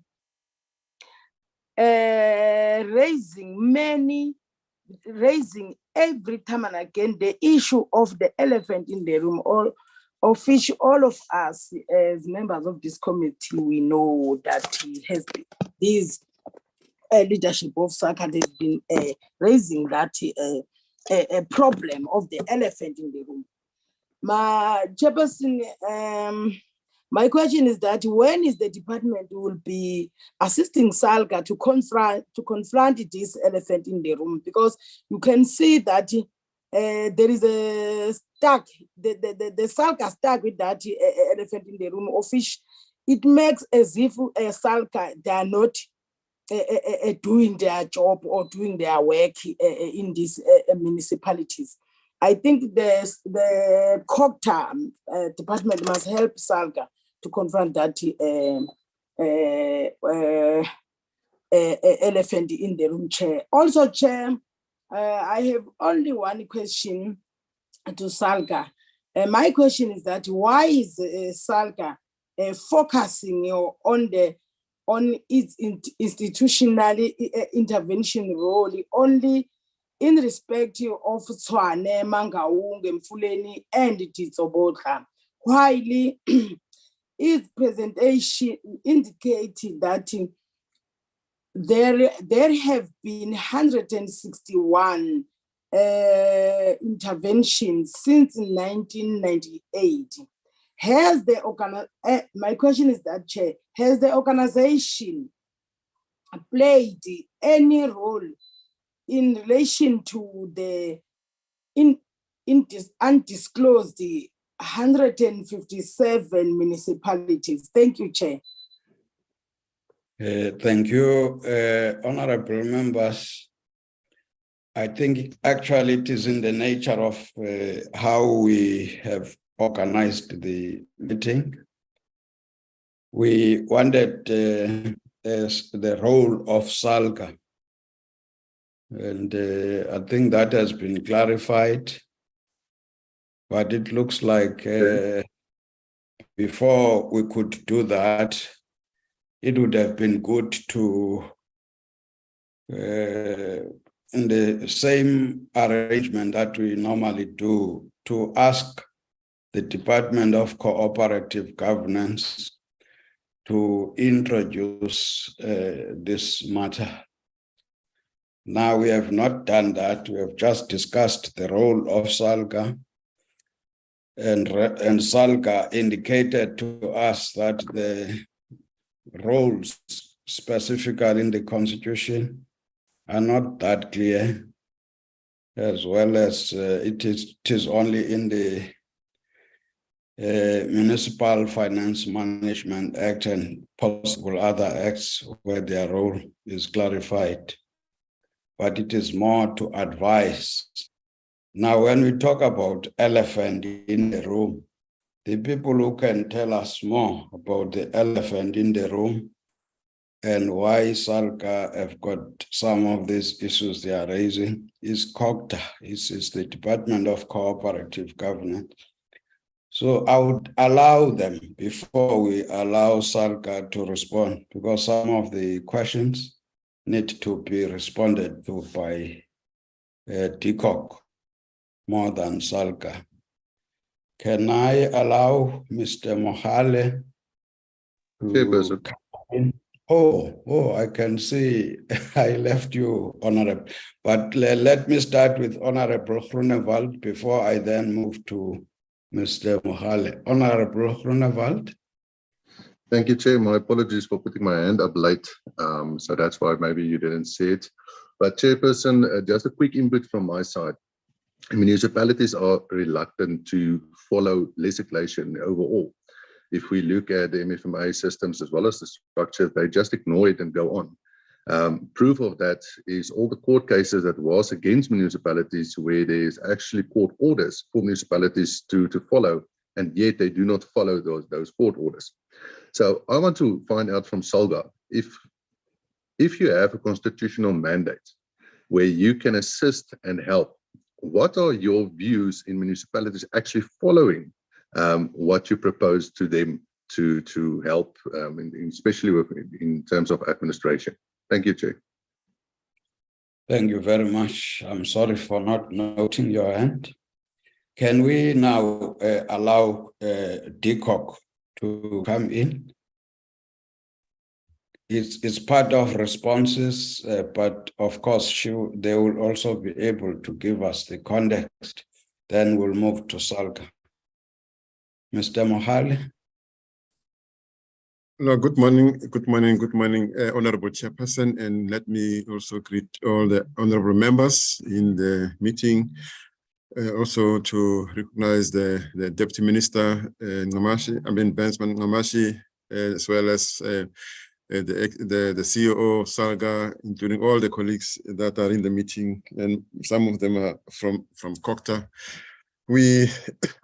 I will maybe ask Mr. Cassie to just, I'll start with asking him to talk to the bill, the issue of the bill, and in relation to some of the questions that were raised. But then after Mr. Cassie, I'll then deal with the rest of the comments that were made and the question that were cited to SALGA, but some of them also sort of directing to ourselves as COCTA, which we can respond to. Mr. Cassie, if you can just respond to the ones related to the intervention bill.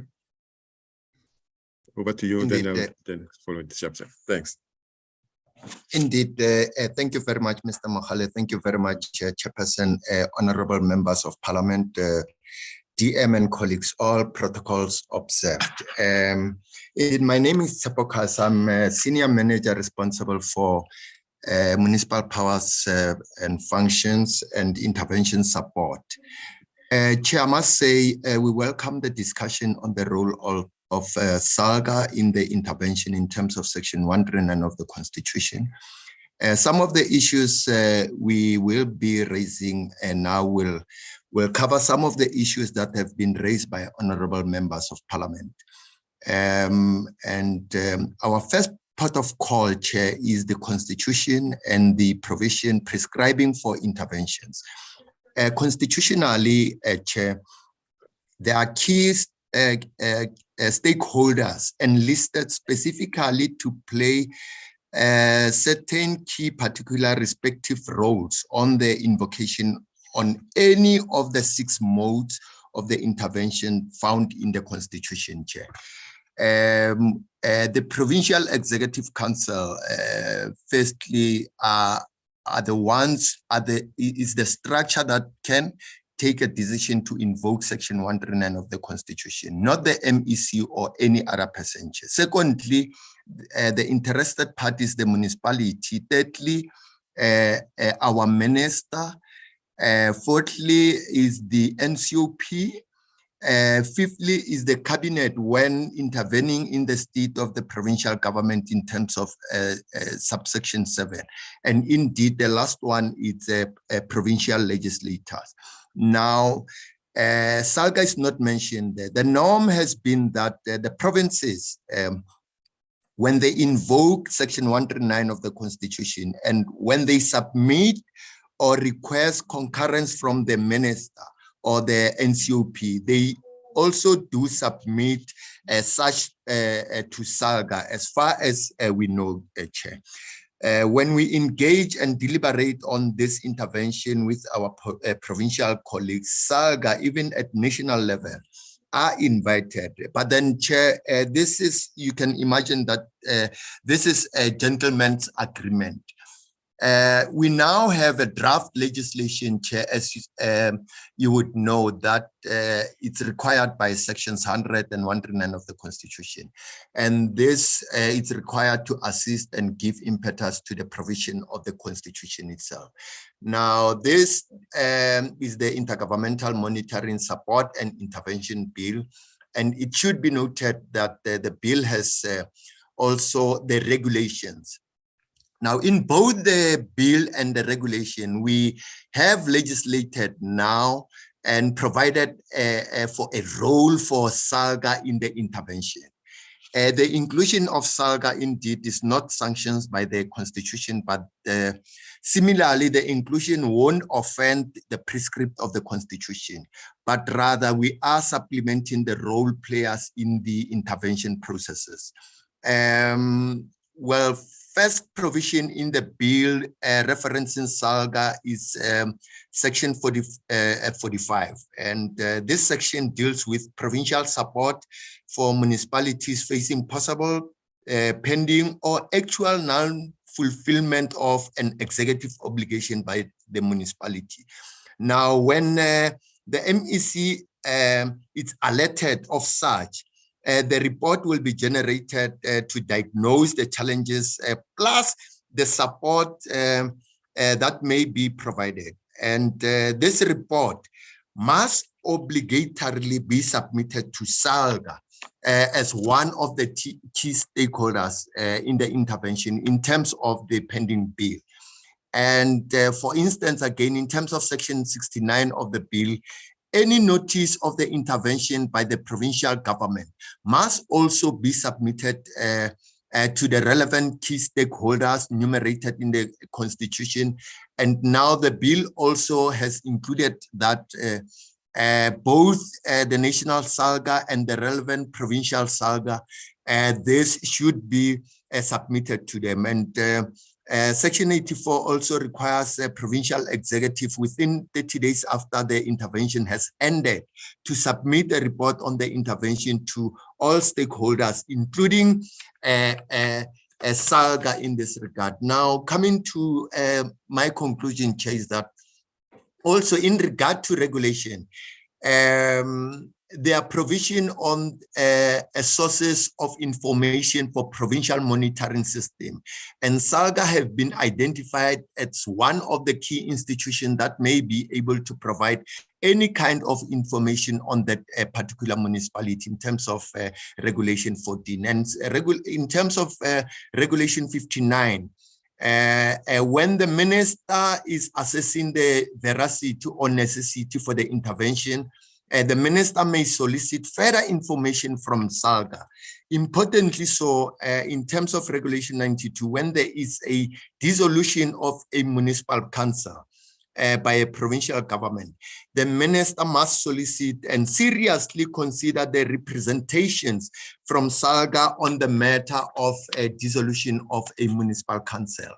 This particular regulation also provide for the MEC that the MEC must also report on the financial recovery plan to SALGA, and SALGA's involvement in the process. It's as stated there. And this section also deals with the termination of intervention and notifying SALGA on the termination and issuing of such report to SALGA.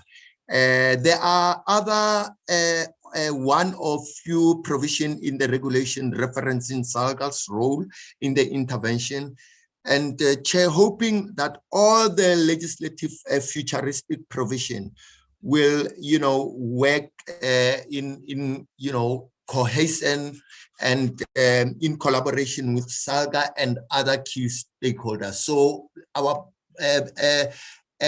message here is that legislatively, in terms of the forthcoming bill, we have accommodated SALGA in it, and we did indicate that that doesn't offend the exclusion of SALGA in the constitutional prescript.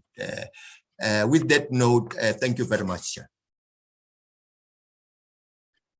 No, thank you very much, Dr. Kasi, for just sharing some of the elements of the bill, but also that it is a process that has to be concluded. The sooner the better, so that we can be in a position to have all the vested powers upon all of us in terms of all the provisions as stakeholders in the new act that it will become an act.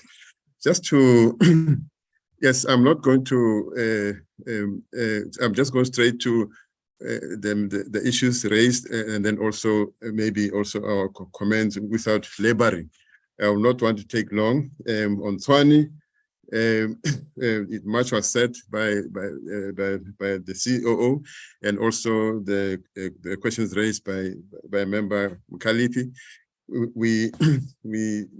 Yes, we can only learn from what the court ruled, and we can simply indicate that we will respect the provision, the rulings of the court, and implement it accordingly. And then on Mfuleni, yes, the Mfuleni was is a case study that is also demonstrating the fragmentation of our inputs ourselves as government. At one stage in that before the section 139(1)B was then revoked by the provincial government.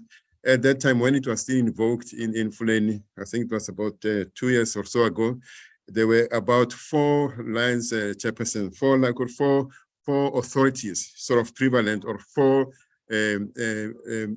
legislative process that were prevailing in the space. There was an FRP by the province. There was that section 139(1)B by the provincial government of Gauteng.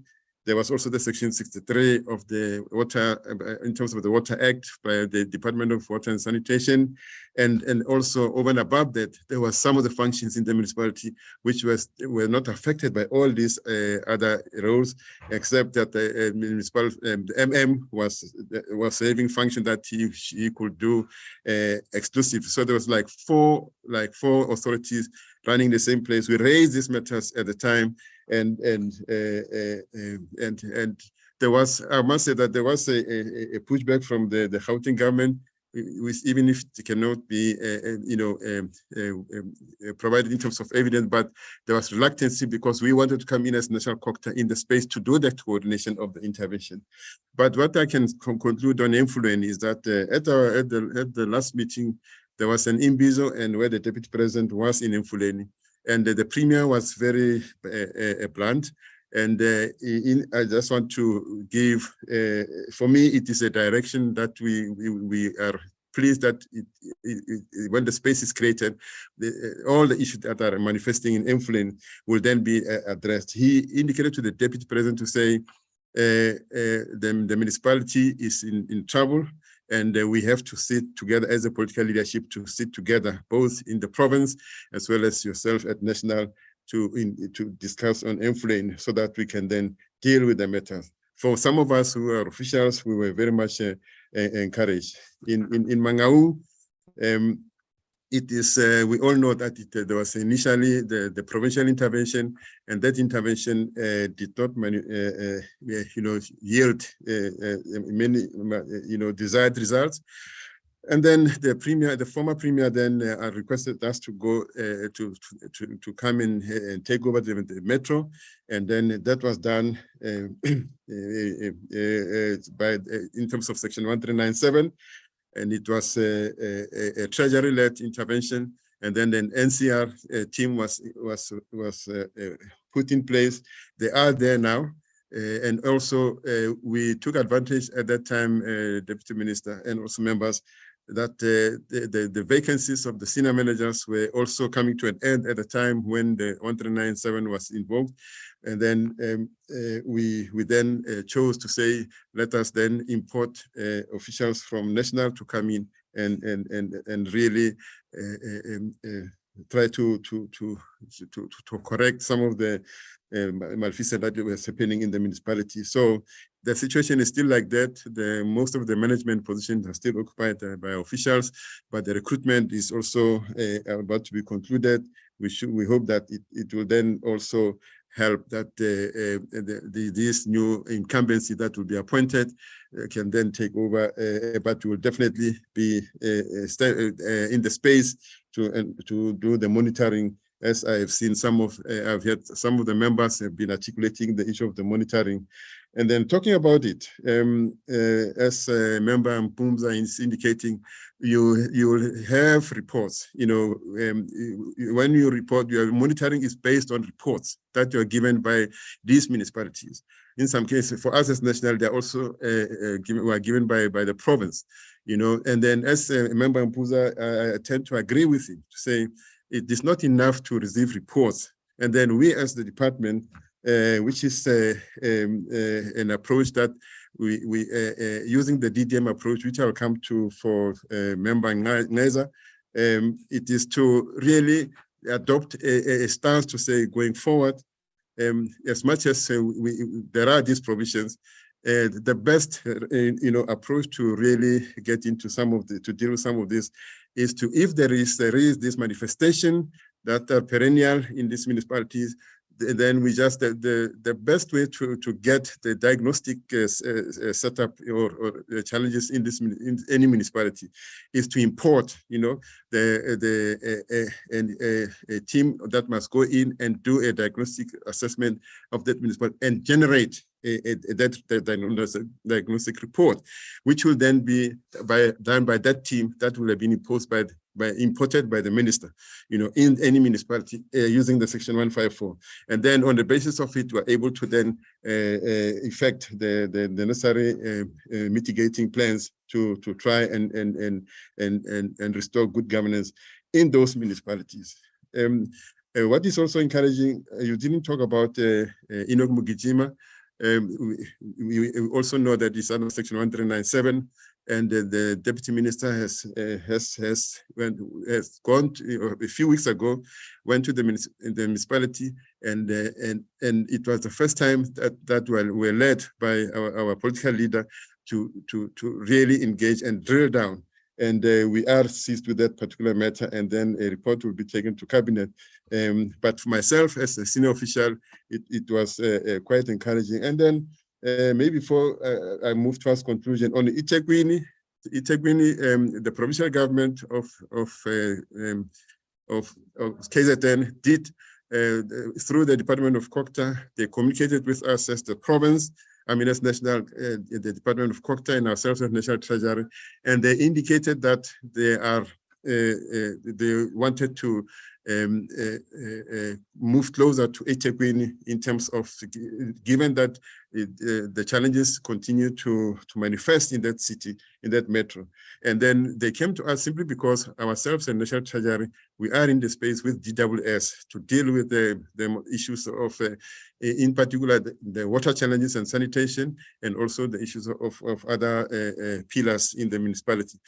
But then, because we're in the space, we were very encouraged that now we are operating as a collective. Then they said they're going to make a resolution to invoke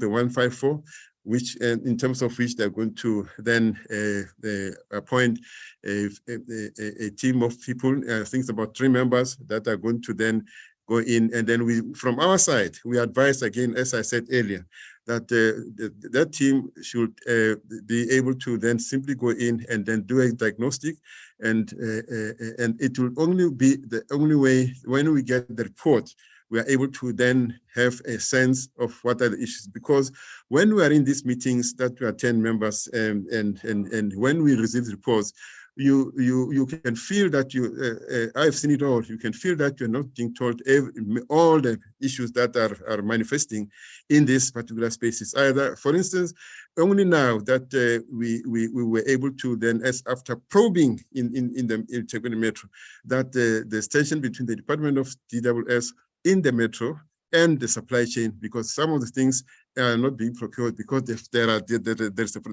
supply chain personnel or leadership is blaming the other leadership. And then we're able to can see that there is a lot. So only through importing such resources in these municipalities, it will help us really to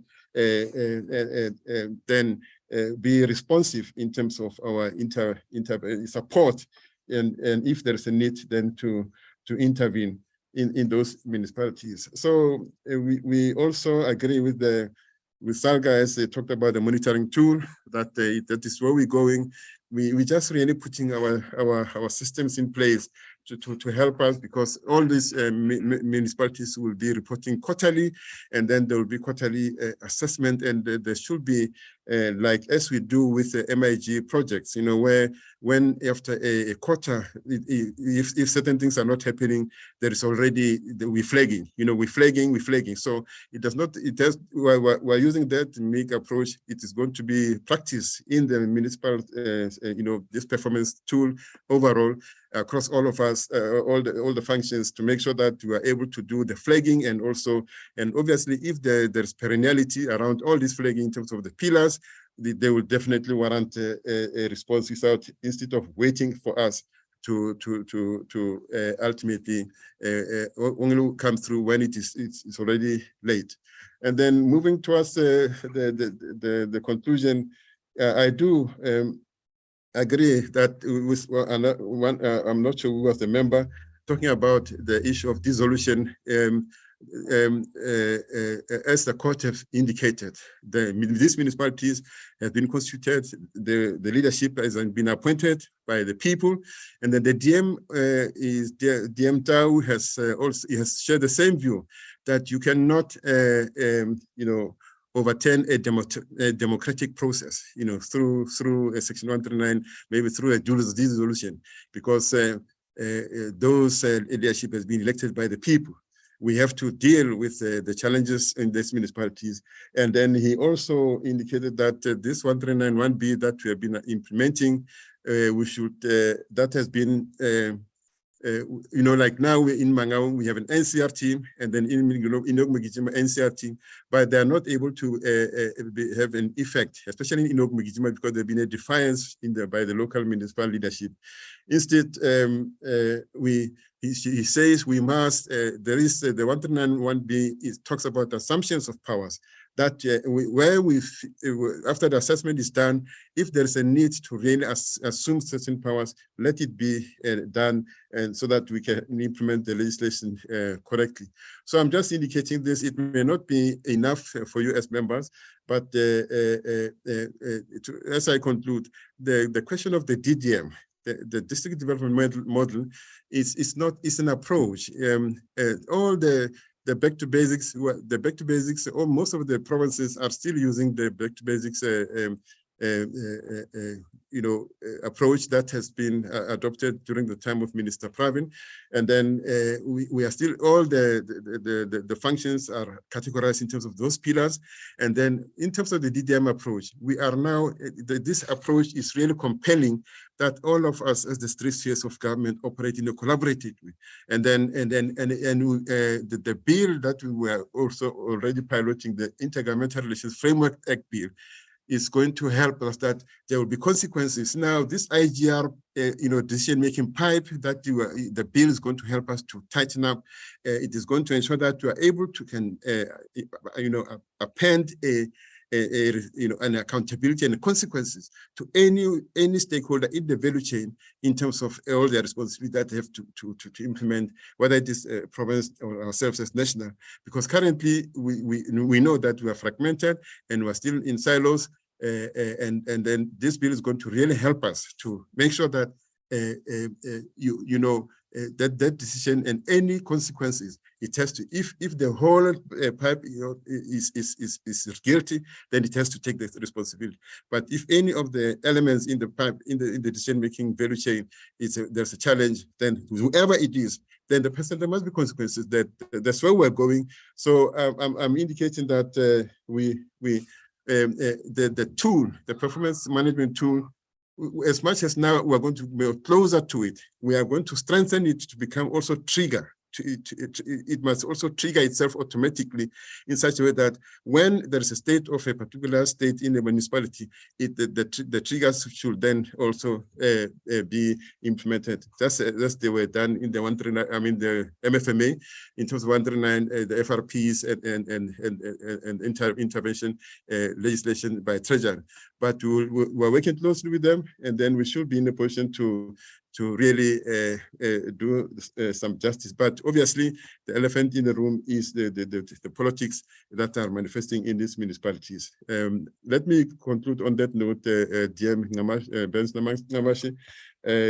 Thank you very much.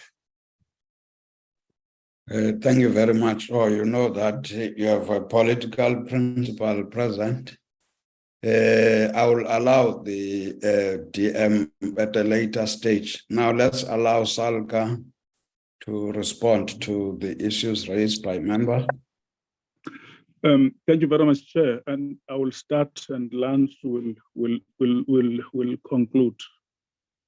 I think we must accept, Chair, that the laws that are designed in the country were trying to manage the unforeseen circumstances of the time. And that is why when you look into the section 71, 72, 76, 45, and 52 reports submitted, and in the report, in the manner in which they're designed, municipalities are expected to tell about the situation that covers issues pertaining to service delivery, financial situation, and many other things. What is lacking here, Chair, let me repeat what I've said in Parliament at one point, is the lack of analytical and visionary interpretation of these reports where they are received. That's the problem.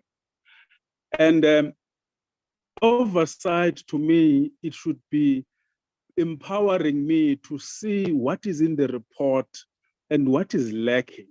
What is the assessment of the report? And these reports, to me, are already early warning systems.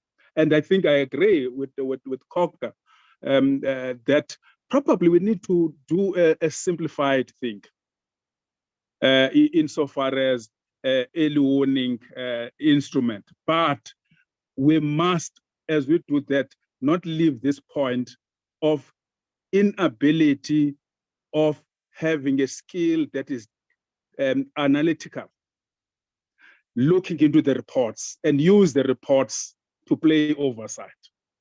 So I think in the departments, that is what is lacking generally in governance as a whole in South Africa, and that is a challenge that we are having. And until such time, Chair, we arrive at that point of having analytical ability, and then we will then not misdiagnose the challenge when we need to intervene. And to me, that is a problem. I think Honorable Kalepi, when related to that, I understood it within that context. And we have been arguing about this as the SALGA in various committees where we have been. What are you doing with the reports that you are receiving? The department, what are the analyses that you are making? Why then do you wait for the 3, 4, 5 years and intervene? What has been these reports telling us? That is one issue to us that we are happy, Chair. I'm trying to say we are happy that at least now there is some sense of commonality between SALGA and COCTA in terms of looking forward. This is in line with my message to Minister, congratulating them being appointed. To have a DM that deals with the traditional affairs as a traditional leader, to have a DM that has been having a background on local government and so on, it tells us a commitment to turn the local state. And therefore, if the local state fails under the leadership of their caliber, then it means we don't have any other answers to resolve the challenge that we're facing in South Africa. And to me, it's a hope that we have as an association that over many years, we have been arguing about this inability of having an eye to analyze these reports and bring them together. I think, Chair, just on passing, on issue of Mangaung, I think it will be very good, the leadership, so as other interventions. On Mangaung is very bad. The intervention is because of financial challenges the municipality is facing. The intervention is brought from elsewhere to Mangaung And Mangaung must foot the bill of protectors to be employed and new vehicles to be used by those individuals are used. But we are saying we're intervening, that municipality has no financial ability. There's a contradiction of terms on this in terms of what we are intending to achieve. You are saying, I'm intervening to you because you have inability to have finances that can render service to your communities. Then you send me and many others, and then you give me a responsibility to pay protectors and security of these individuals, including hotels and everything. I think, to me, we need to relook, and that is why I agree with the Deputy Minister Cogta, Honorable Pakstow, when he said, when he was a mayor in city of Johannesburg, young as he was at the time, he took a political decision to have a protector. And guess who's that protector? And happened to be a senior seasoned operative and the leader in the movement that took the management of the municipality in the form of Professor Fowler. And when he explained this, he says, I use that because elephant that you are talking about, Honorable Mpumza, an elephant in the room. Local government is a center of politics, and that is why there is a differences of different views in forming coalition because of particular interest politically. And that it cannot be resolved by municipality. It must be resolved by political parties. That is why, as SALGA, we went to each and every political party and say, leadership, as you are going to go to elections 2021, there are these requests that we are making to you. We can't determine. It's your choice to take a decision about whom are you sending to council, what qualities that individual has or possess, because we need to render service to communities. And that is why I think the argument of the Deputy Minister, Pakstow, is incorrect. Don't circumvent the democratic outcome of the people because of our inability to deal with our own internal issues that we may have in various parties that are governing in South Africa. I think, to me, if we can deal with that, we will be far away from interventions, dysfunctional of municipalities, and so on. In fact, by the way, learning from the North Gauteng judgment on Tshwane case, which we have said to leadership, deal with the politics and force those councillors into council. Take decision because you contested elections and say you want to render a better service to people. And therefore, there is no one that must have a right to fight over who must be having an opportunity the door to be open for him and be declared a mayor or whatever position that in the municipality is. What it meant us to be together is the services to our communities. And we may disagree in politics and in many other things, but we must agree on the possibilities of rendering service. The two last issues, and as I give Lance, Chair, I think, to me, I must repeat what I've said. Cape Town yesterday and today, they've convened executive management leadership of metros.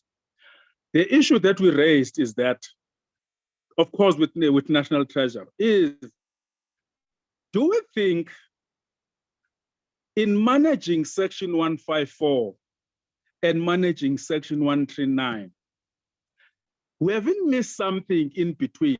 And managers must assist us. We are politicians. Managers must assist us. That's something that we are missing in between. At least I went to a little bit of basic school. Is it not a standardized operational model so that you remove the hush-hush intervention from any other party that wish to have an intervention in a municipality? So you have a coordinated manner in intervening in municipality, and it must be beneficiary, that intervention, to communities, because you have managed to share the notes, have an analytical ability to see the reports, and then you design an intervention that is going to be beneficiary to those communities and thereby create stability in the municipality. I think, to me, it's one issue that, and unfortunately, this issue is not an issue that can be dealt by officials. It's an issue that politically, those that are involved in the politics must then deliberate on it. I think Honorable Ceza raised a very important issue, the Chair. Within this context that Honorable Ceza is raising, Parliament took a decision just recently of a rooftop solar system and IPPs. And I think we have been made a deeper diagnostic ability, understanding the implication financially, because your modeling of a municipality is on the basis of electricity distribution, and reticulation by municipalities is in the Constitution. Now, when you deal with this matter in a basket of challenges that municipalities are facing in terms of limited resources, what will be the impact of that to municipalities? So that when you deal with the dysfunctional municipalities, at the same time you take a particular decision that is not linked in the ability of the municipalities to have ability to have resources to render services. So I'm saying, Chair, it is important, I think, within the context what Honorable Ceza is raising, that is it about time to really look into constitutionally, municipalities are allowed and are expected and empowered as original powers to distribute and reticulate electricity. If I take an executive decision, rooftop and solar system, in a municipality space where there is a high level of non-payment of services by government itself, by business and households, what will be the municipal system that will see when these things come to fruition? I think to me, Honorable Ceza, it's gravitating, and which I fully agree. I fully agree with him on that. Other issues, I think Lance will then respond to. I think, Chair, for us to get out of the situation, repeating my message to the ministry, we have got only one chance. And if we fail to do anything now, there will be no any other person will be able to change the situation. And we must do that by dealing with the elephant in the room. We must face politics and confront it, because they are disingenuous and not in the best interest of our communities, and thereby municipality and councillors and the entire body called council become as a football of blame game in between, whereas the theater of differences is outside the purview of a municipality. And that is why they can't pass budget. As we go now in the coming budget processes, it will be a problem that we must deal with that elephant. And that is my view, Chair. Thank you very much. Lance, I think, can deal with many other issues. Well, thank you very much, Honorable Chairperson, and also appreciating the questions that were coming from members.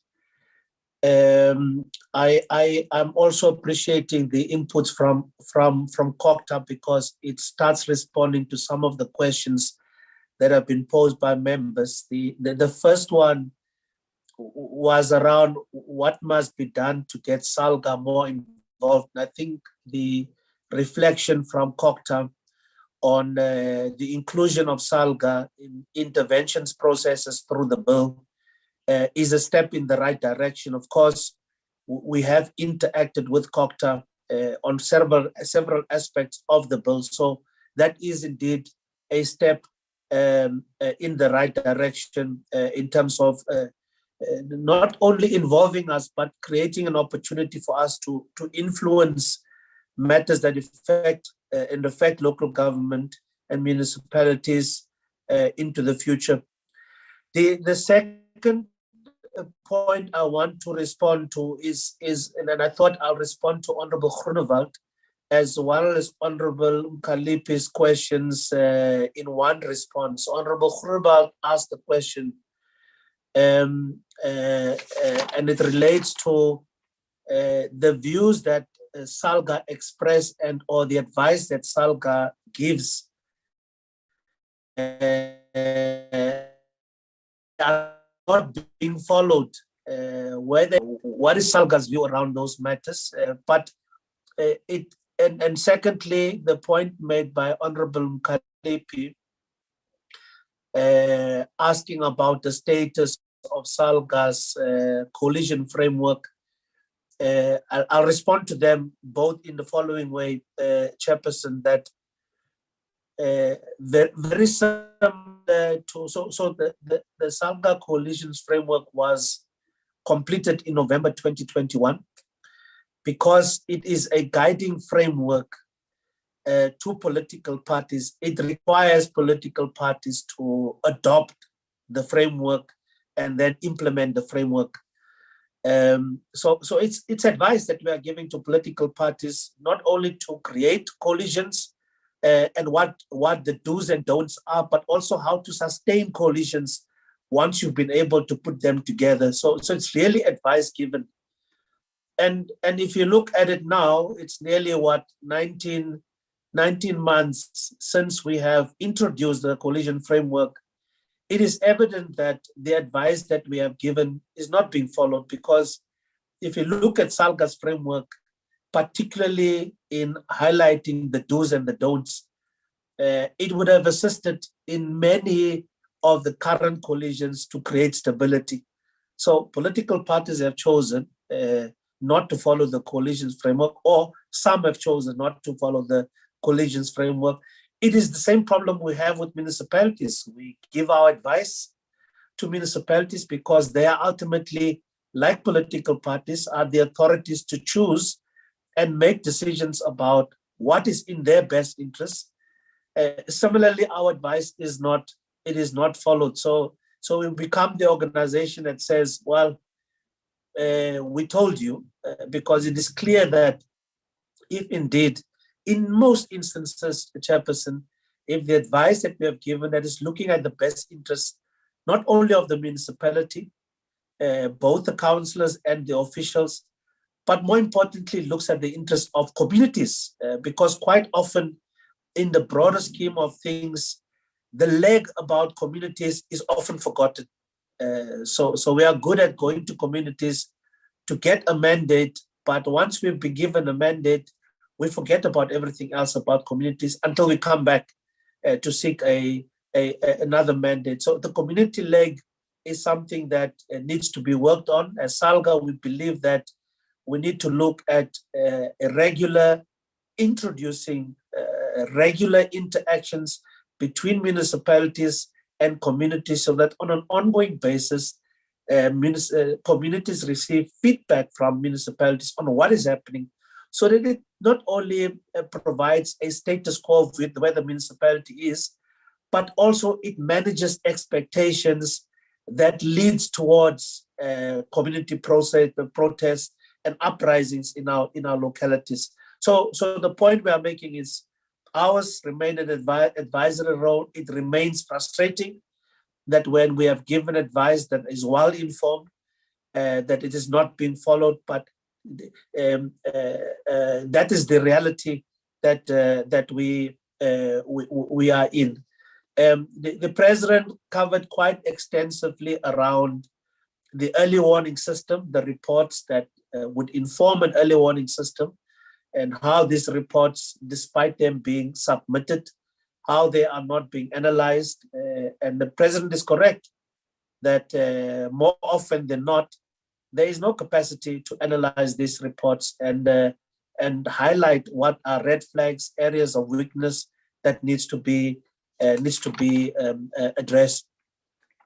Honorable Speaker asked the question whether SALGA has a compliance unit that looks at municipal compliance with legislative requirements. Honorable Speaker, whilst we have an internal compliance unit that looks at SALGA's own compliance with legislative requirements, we do not have an externally focused municipal compliance unit.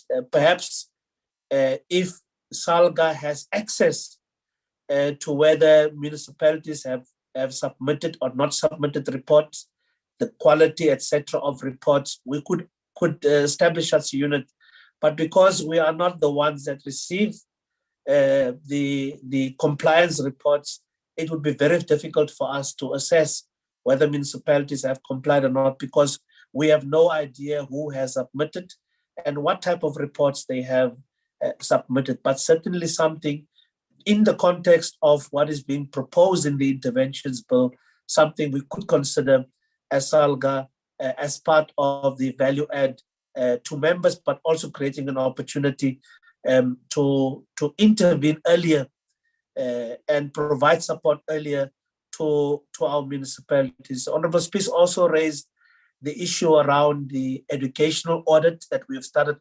conducting.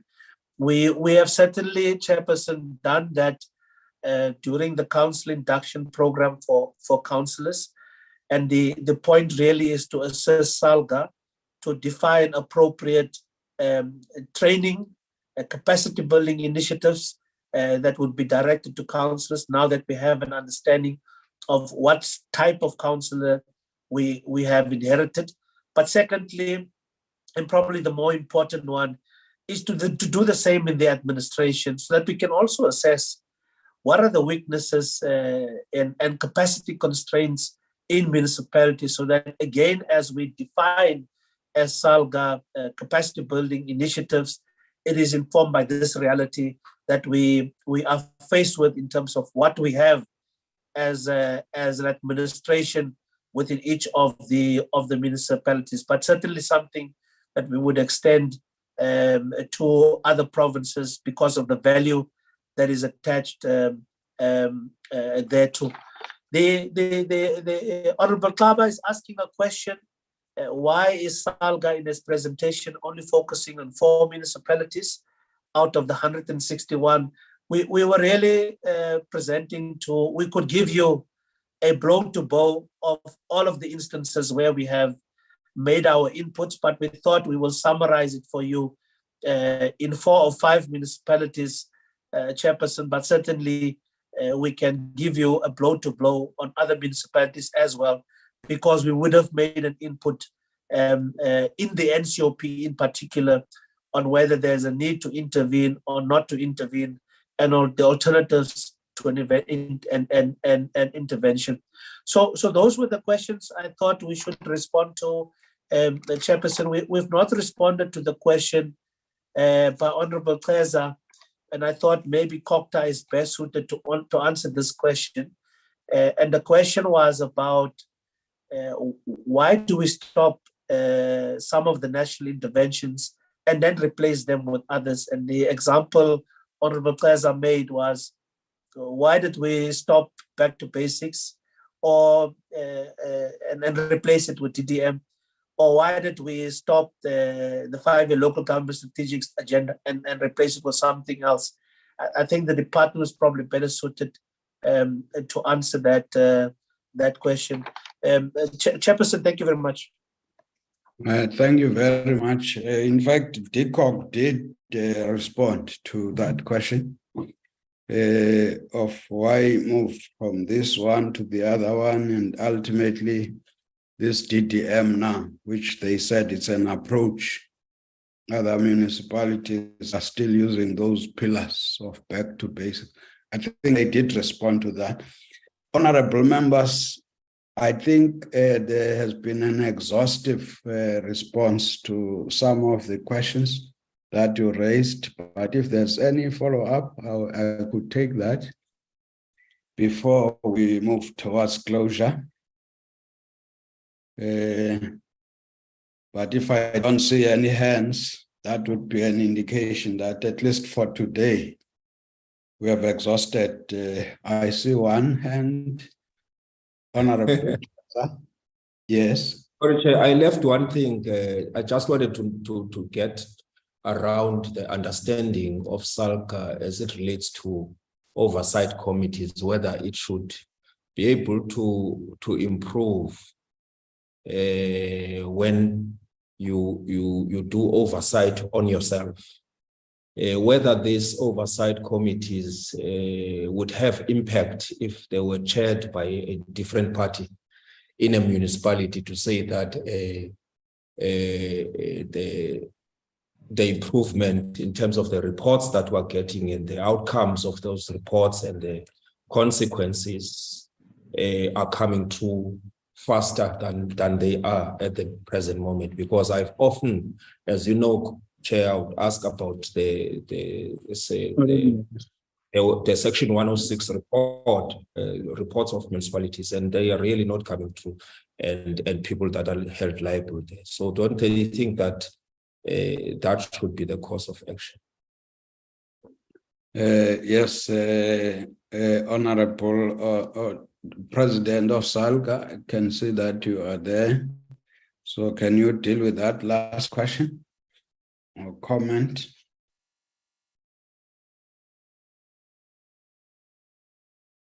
Honorable Councillor Stoffile.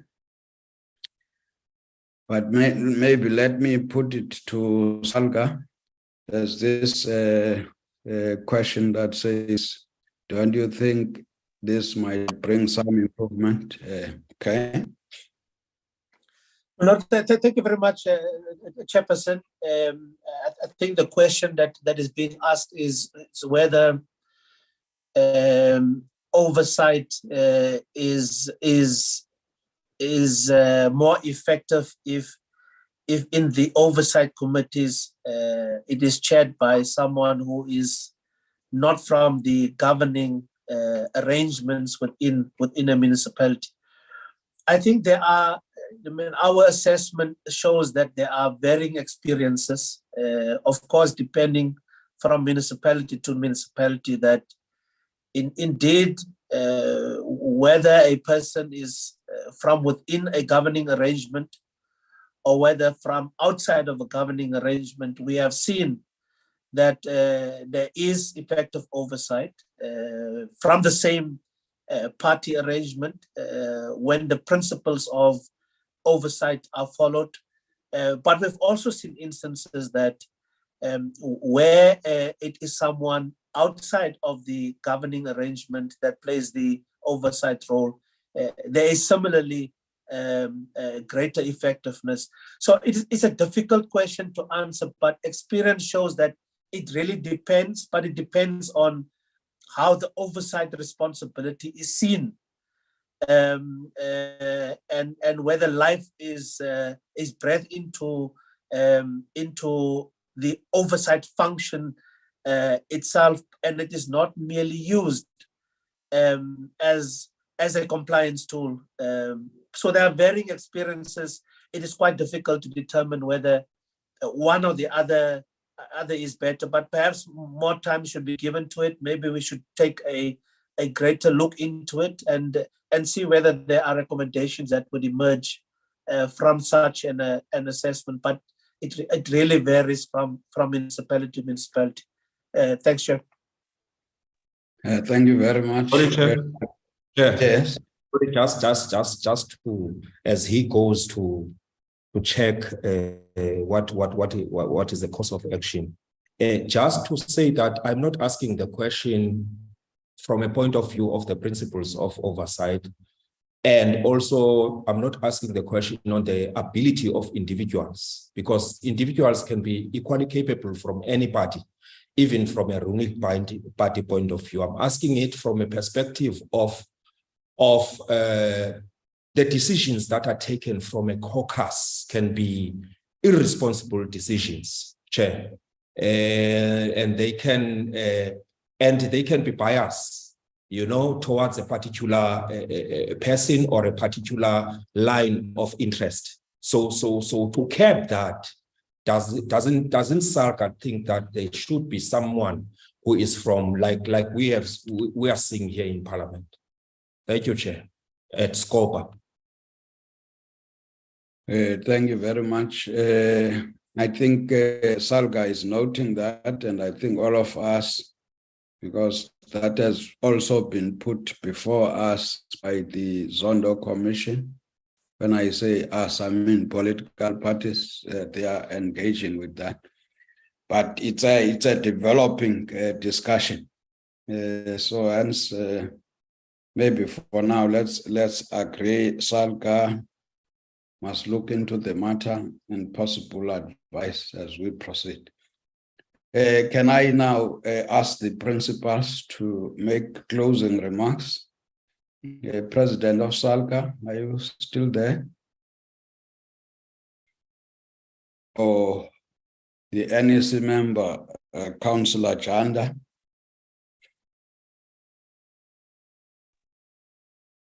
Good morning, Honorable Chair, and good mornings to the entire leadership present in the platform, and the officials also present in the platform.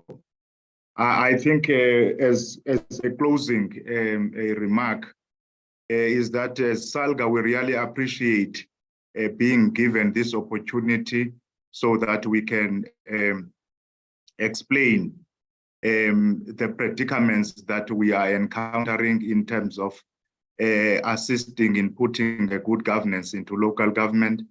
And we also appreciate the fact that everybody understands and acknowledges the fact that dealing with local government, you are dealing with a very complex space which requires indeed multiple approaches in order to come up to conclusions.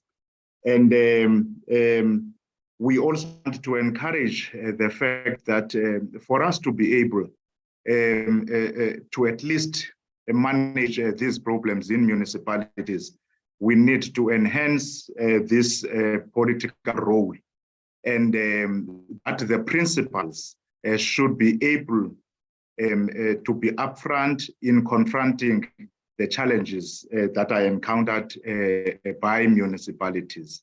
So we are really comforted by the positive comments that were shared by the members of parliament, and as well as with Cooperative, which tells that at least we are now trying to come closer in terms of finding each other.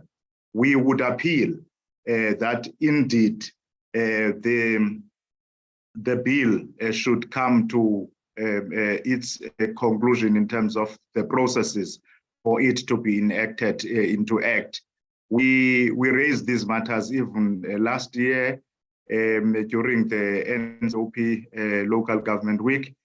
Of course, we understand that it may not be the panacea to the problems that are facing local government, but it will be a good attempt in terms of narrowing the gap so that we are able to see if there would still be other issues that we need to deal. So we need to bring this balance, that as much as we want to deal with the legislative issues that would help to navigate the problems in local government, but let's also make this earnest appeal to political parties to take their role, because in the majority of cases, these problems that are bedeviling municipalities emanate and reside in the majority of times to the political parties. Hence, as the President was indicating, that as SALGA, we resolved in the NEC that our presidency should continue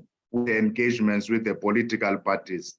And at the same time, we would also want the political parties to also come on board to assist in resolving these matters. Everything we feel that it will at least become easier if at a political level we are able to find each other, because problems at an administrative level would always take advantage when there is instability at a political level. So we are really impressed and appreciating the comments, the positive comments that were made by members of parliament, and as well as with Cooperative in terms of the responses. So thank you very much, Honorable Chair.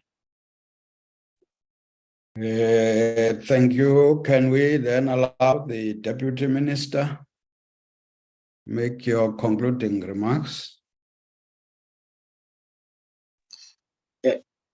Thank you very much, Chairperson, honorable members, leadership of SALGA, led by the President, government officials. I think from COCTA chair, on a lighter note, I would imagine that Honorable Spies. Peace. Thank you. Sorry. Oh, Space. Oh, Honorable Space. There we has go. now witnessed that at least COCTA is represented. I mean, DCOC is represented in this portfolio committee. I was a bit worried earlier when she said she doesn't see any representation from DCOC. I think, Chair, honorable members, what is quite clear right at the outset is that the challenges that seem to engulf government generally, and more in particular, local government sphere, seems to center rather around the understanding and application of what we can summarily refer to as constitutional democracy. Constitutional democracy, firstly, as we understand it, the constitutional part of it places the Constitution at the center as the supreme law of the land. And it takes me to a second point attached to the constitutional discussion, which is around the induction of councillors in respect of this sphere of government. I think Joel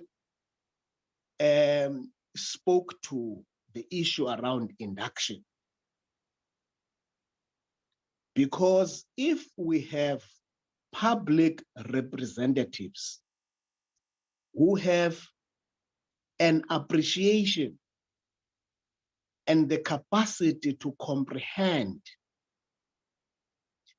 the essence of what it means to be a constitutional democracy with the Constitution as the supreme law of the land, I think some of the problems which we encounter would not be as acute as we do.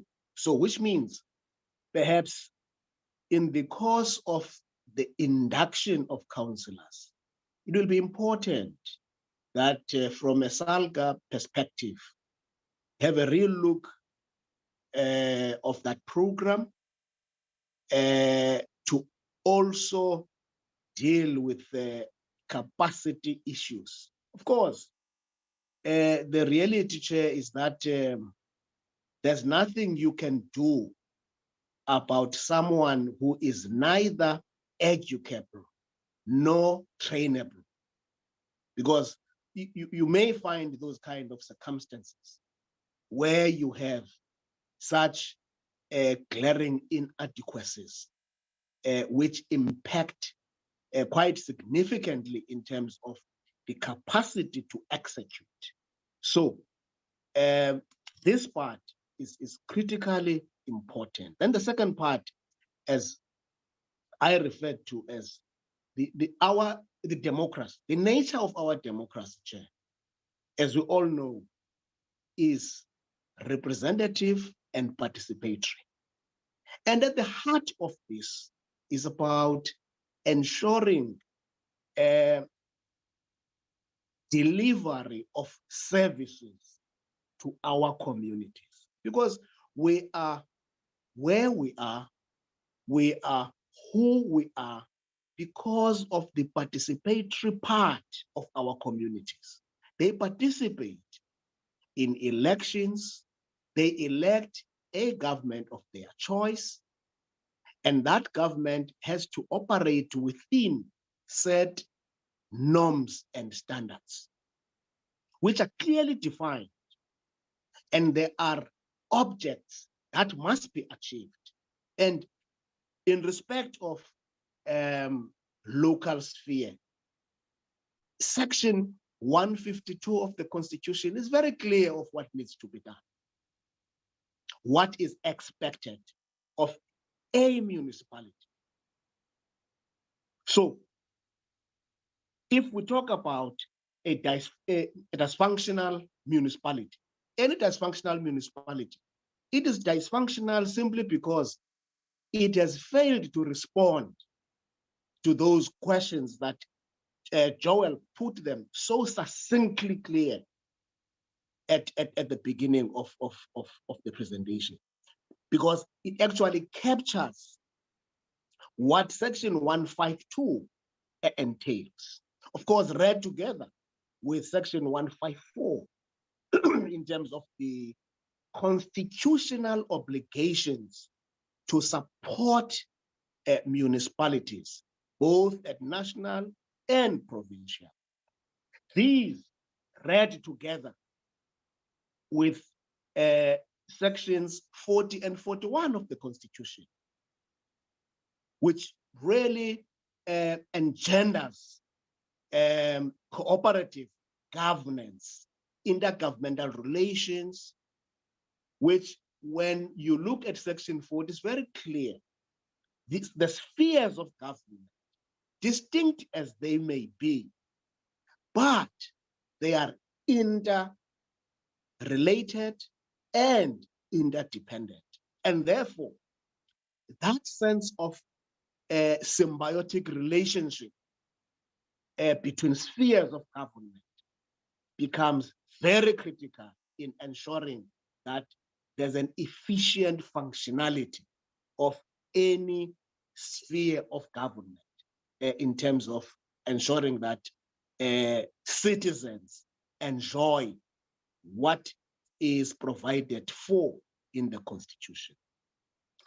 Thus, Chairperson, as the Department of Cooperative Governance and Traditional Affairs, ours is at the center of coordination. Was as you see, it's cooperative governance. So by being cooperative governance, it simply means that which is envisaged in terms of section 40 and 41 must really find expression in the functionality of spheres of government, so that in respect of local government, section 154 must be well coordinated. Hence, the approach of district development model, because it seeks to pool and syndicate all resources, be they at national, provincial, and local, so as to ensure that the interventions that are rolled out of that, they become significantly impactful in changing the quality of lives of our people.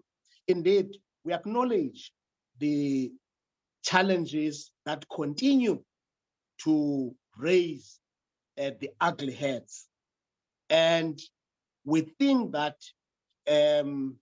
Chair, from COCTA point of view, we will work together with SALGA and, of course, ensure that the constitutional obligations that are there, all spheres of government are able to respond in accordance to what the Constitution has provided. So in that summary, Chair, we appreciate all what has been presented by SALGA, and as COCTA, we are doing everything within our power to ensure that we work together in attending to these challenges. It's a work in progress, and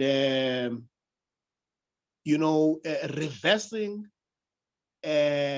what has been institutionalized for over centuries.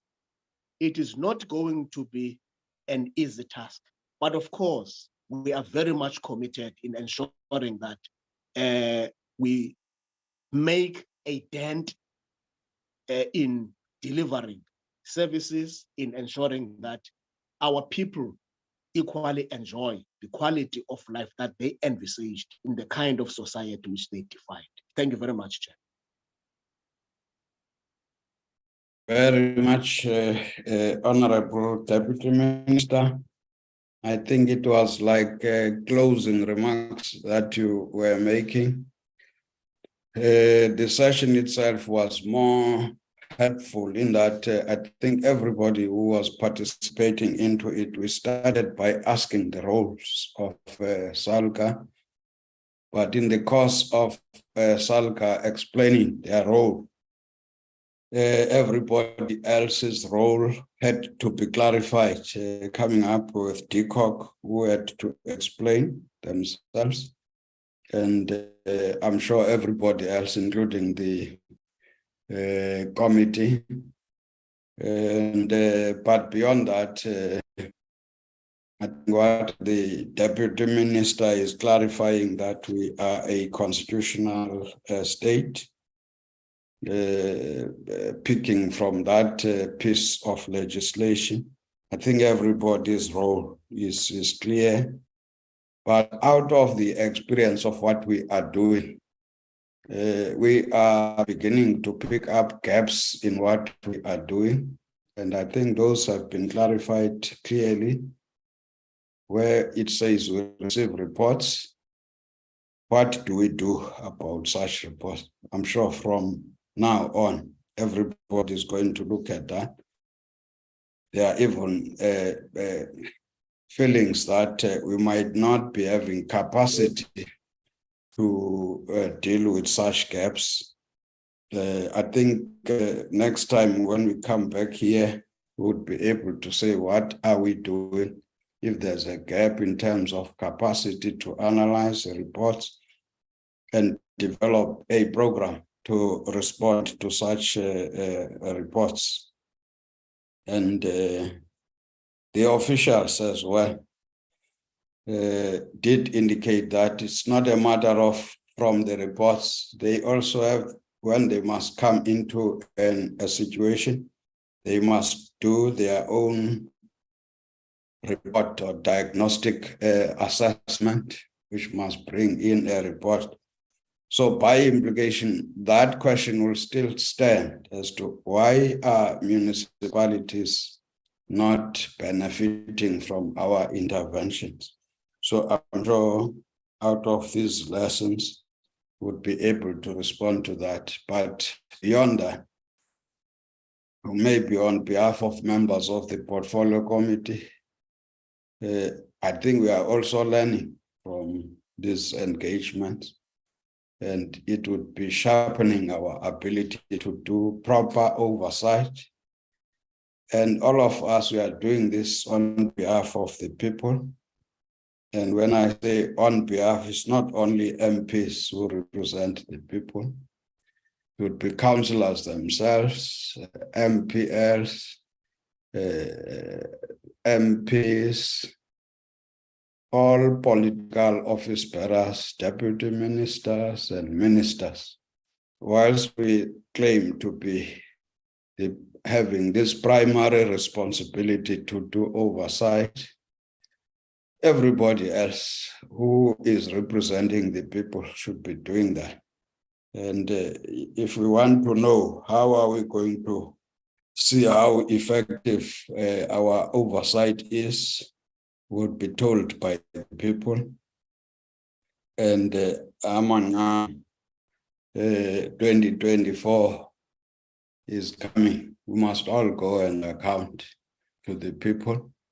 And when I say all, councillors, MPLs, MPs, DMs, ministers, everybody. So our principals are those communities.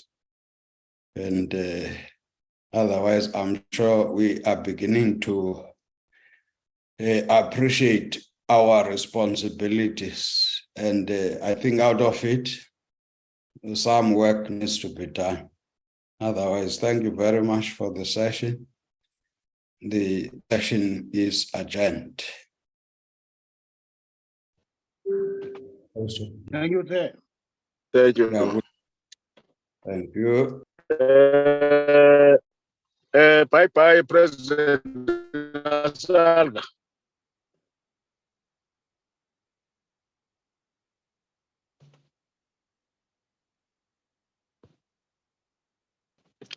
Space. Uhlalele ntoni apha?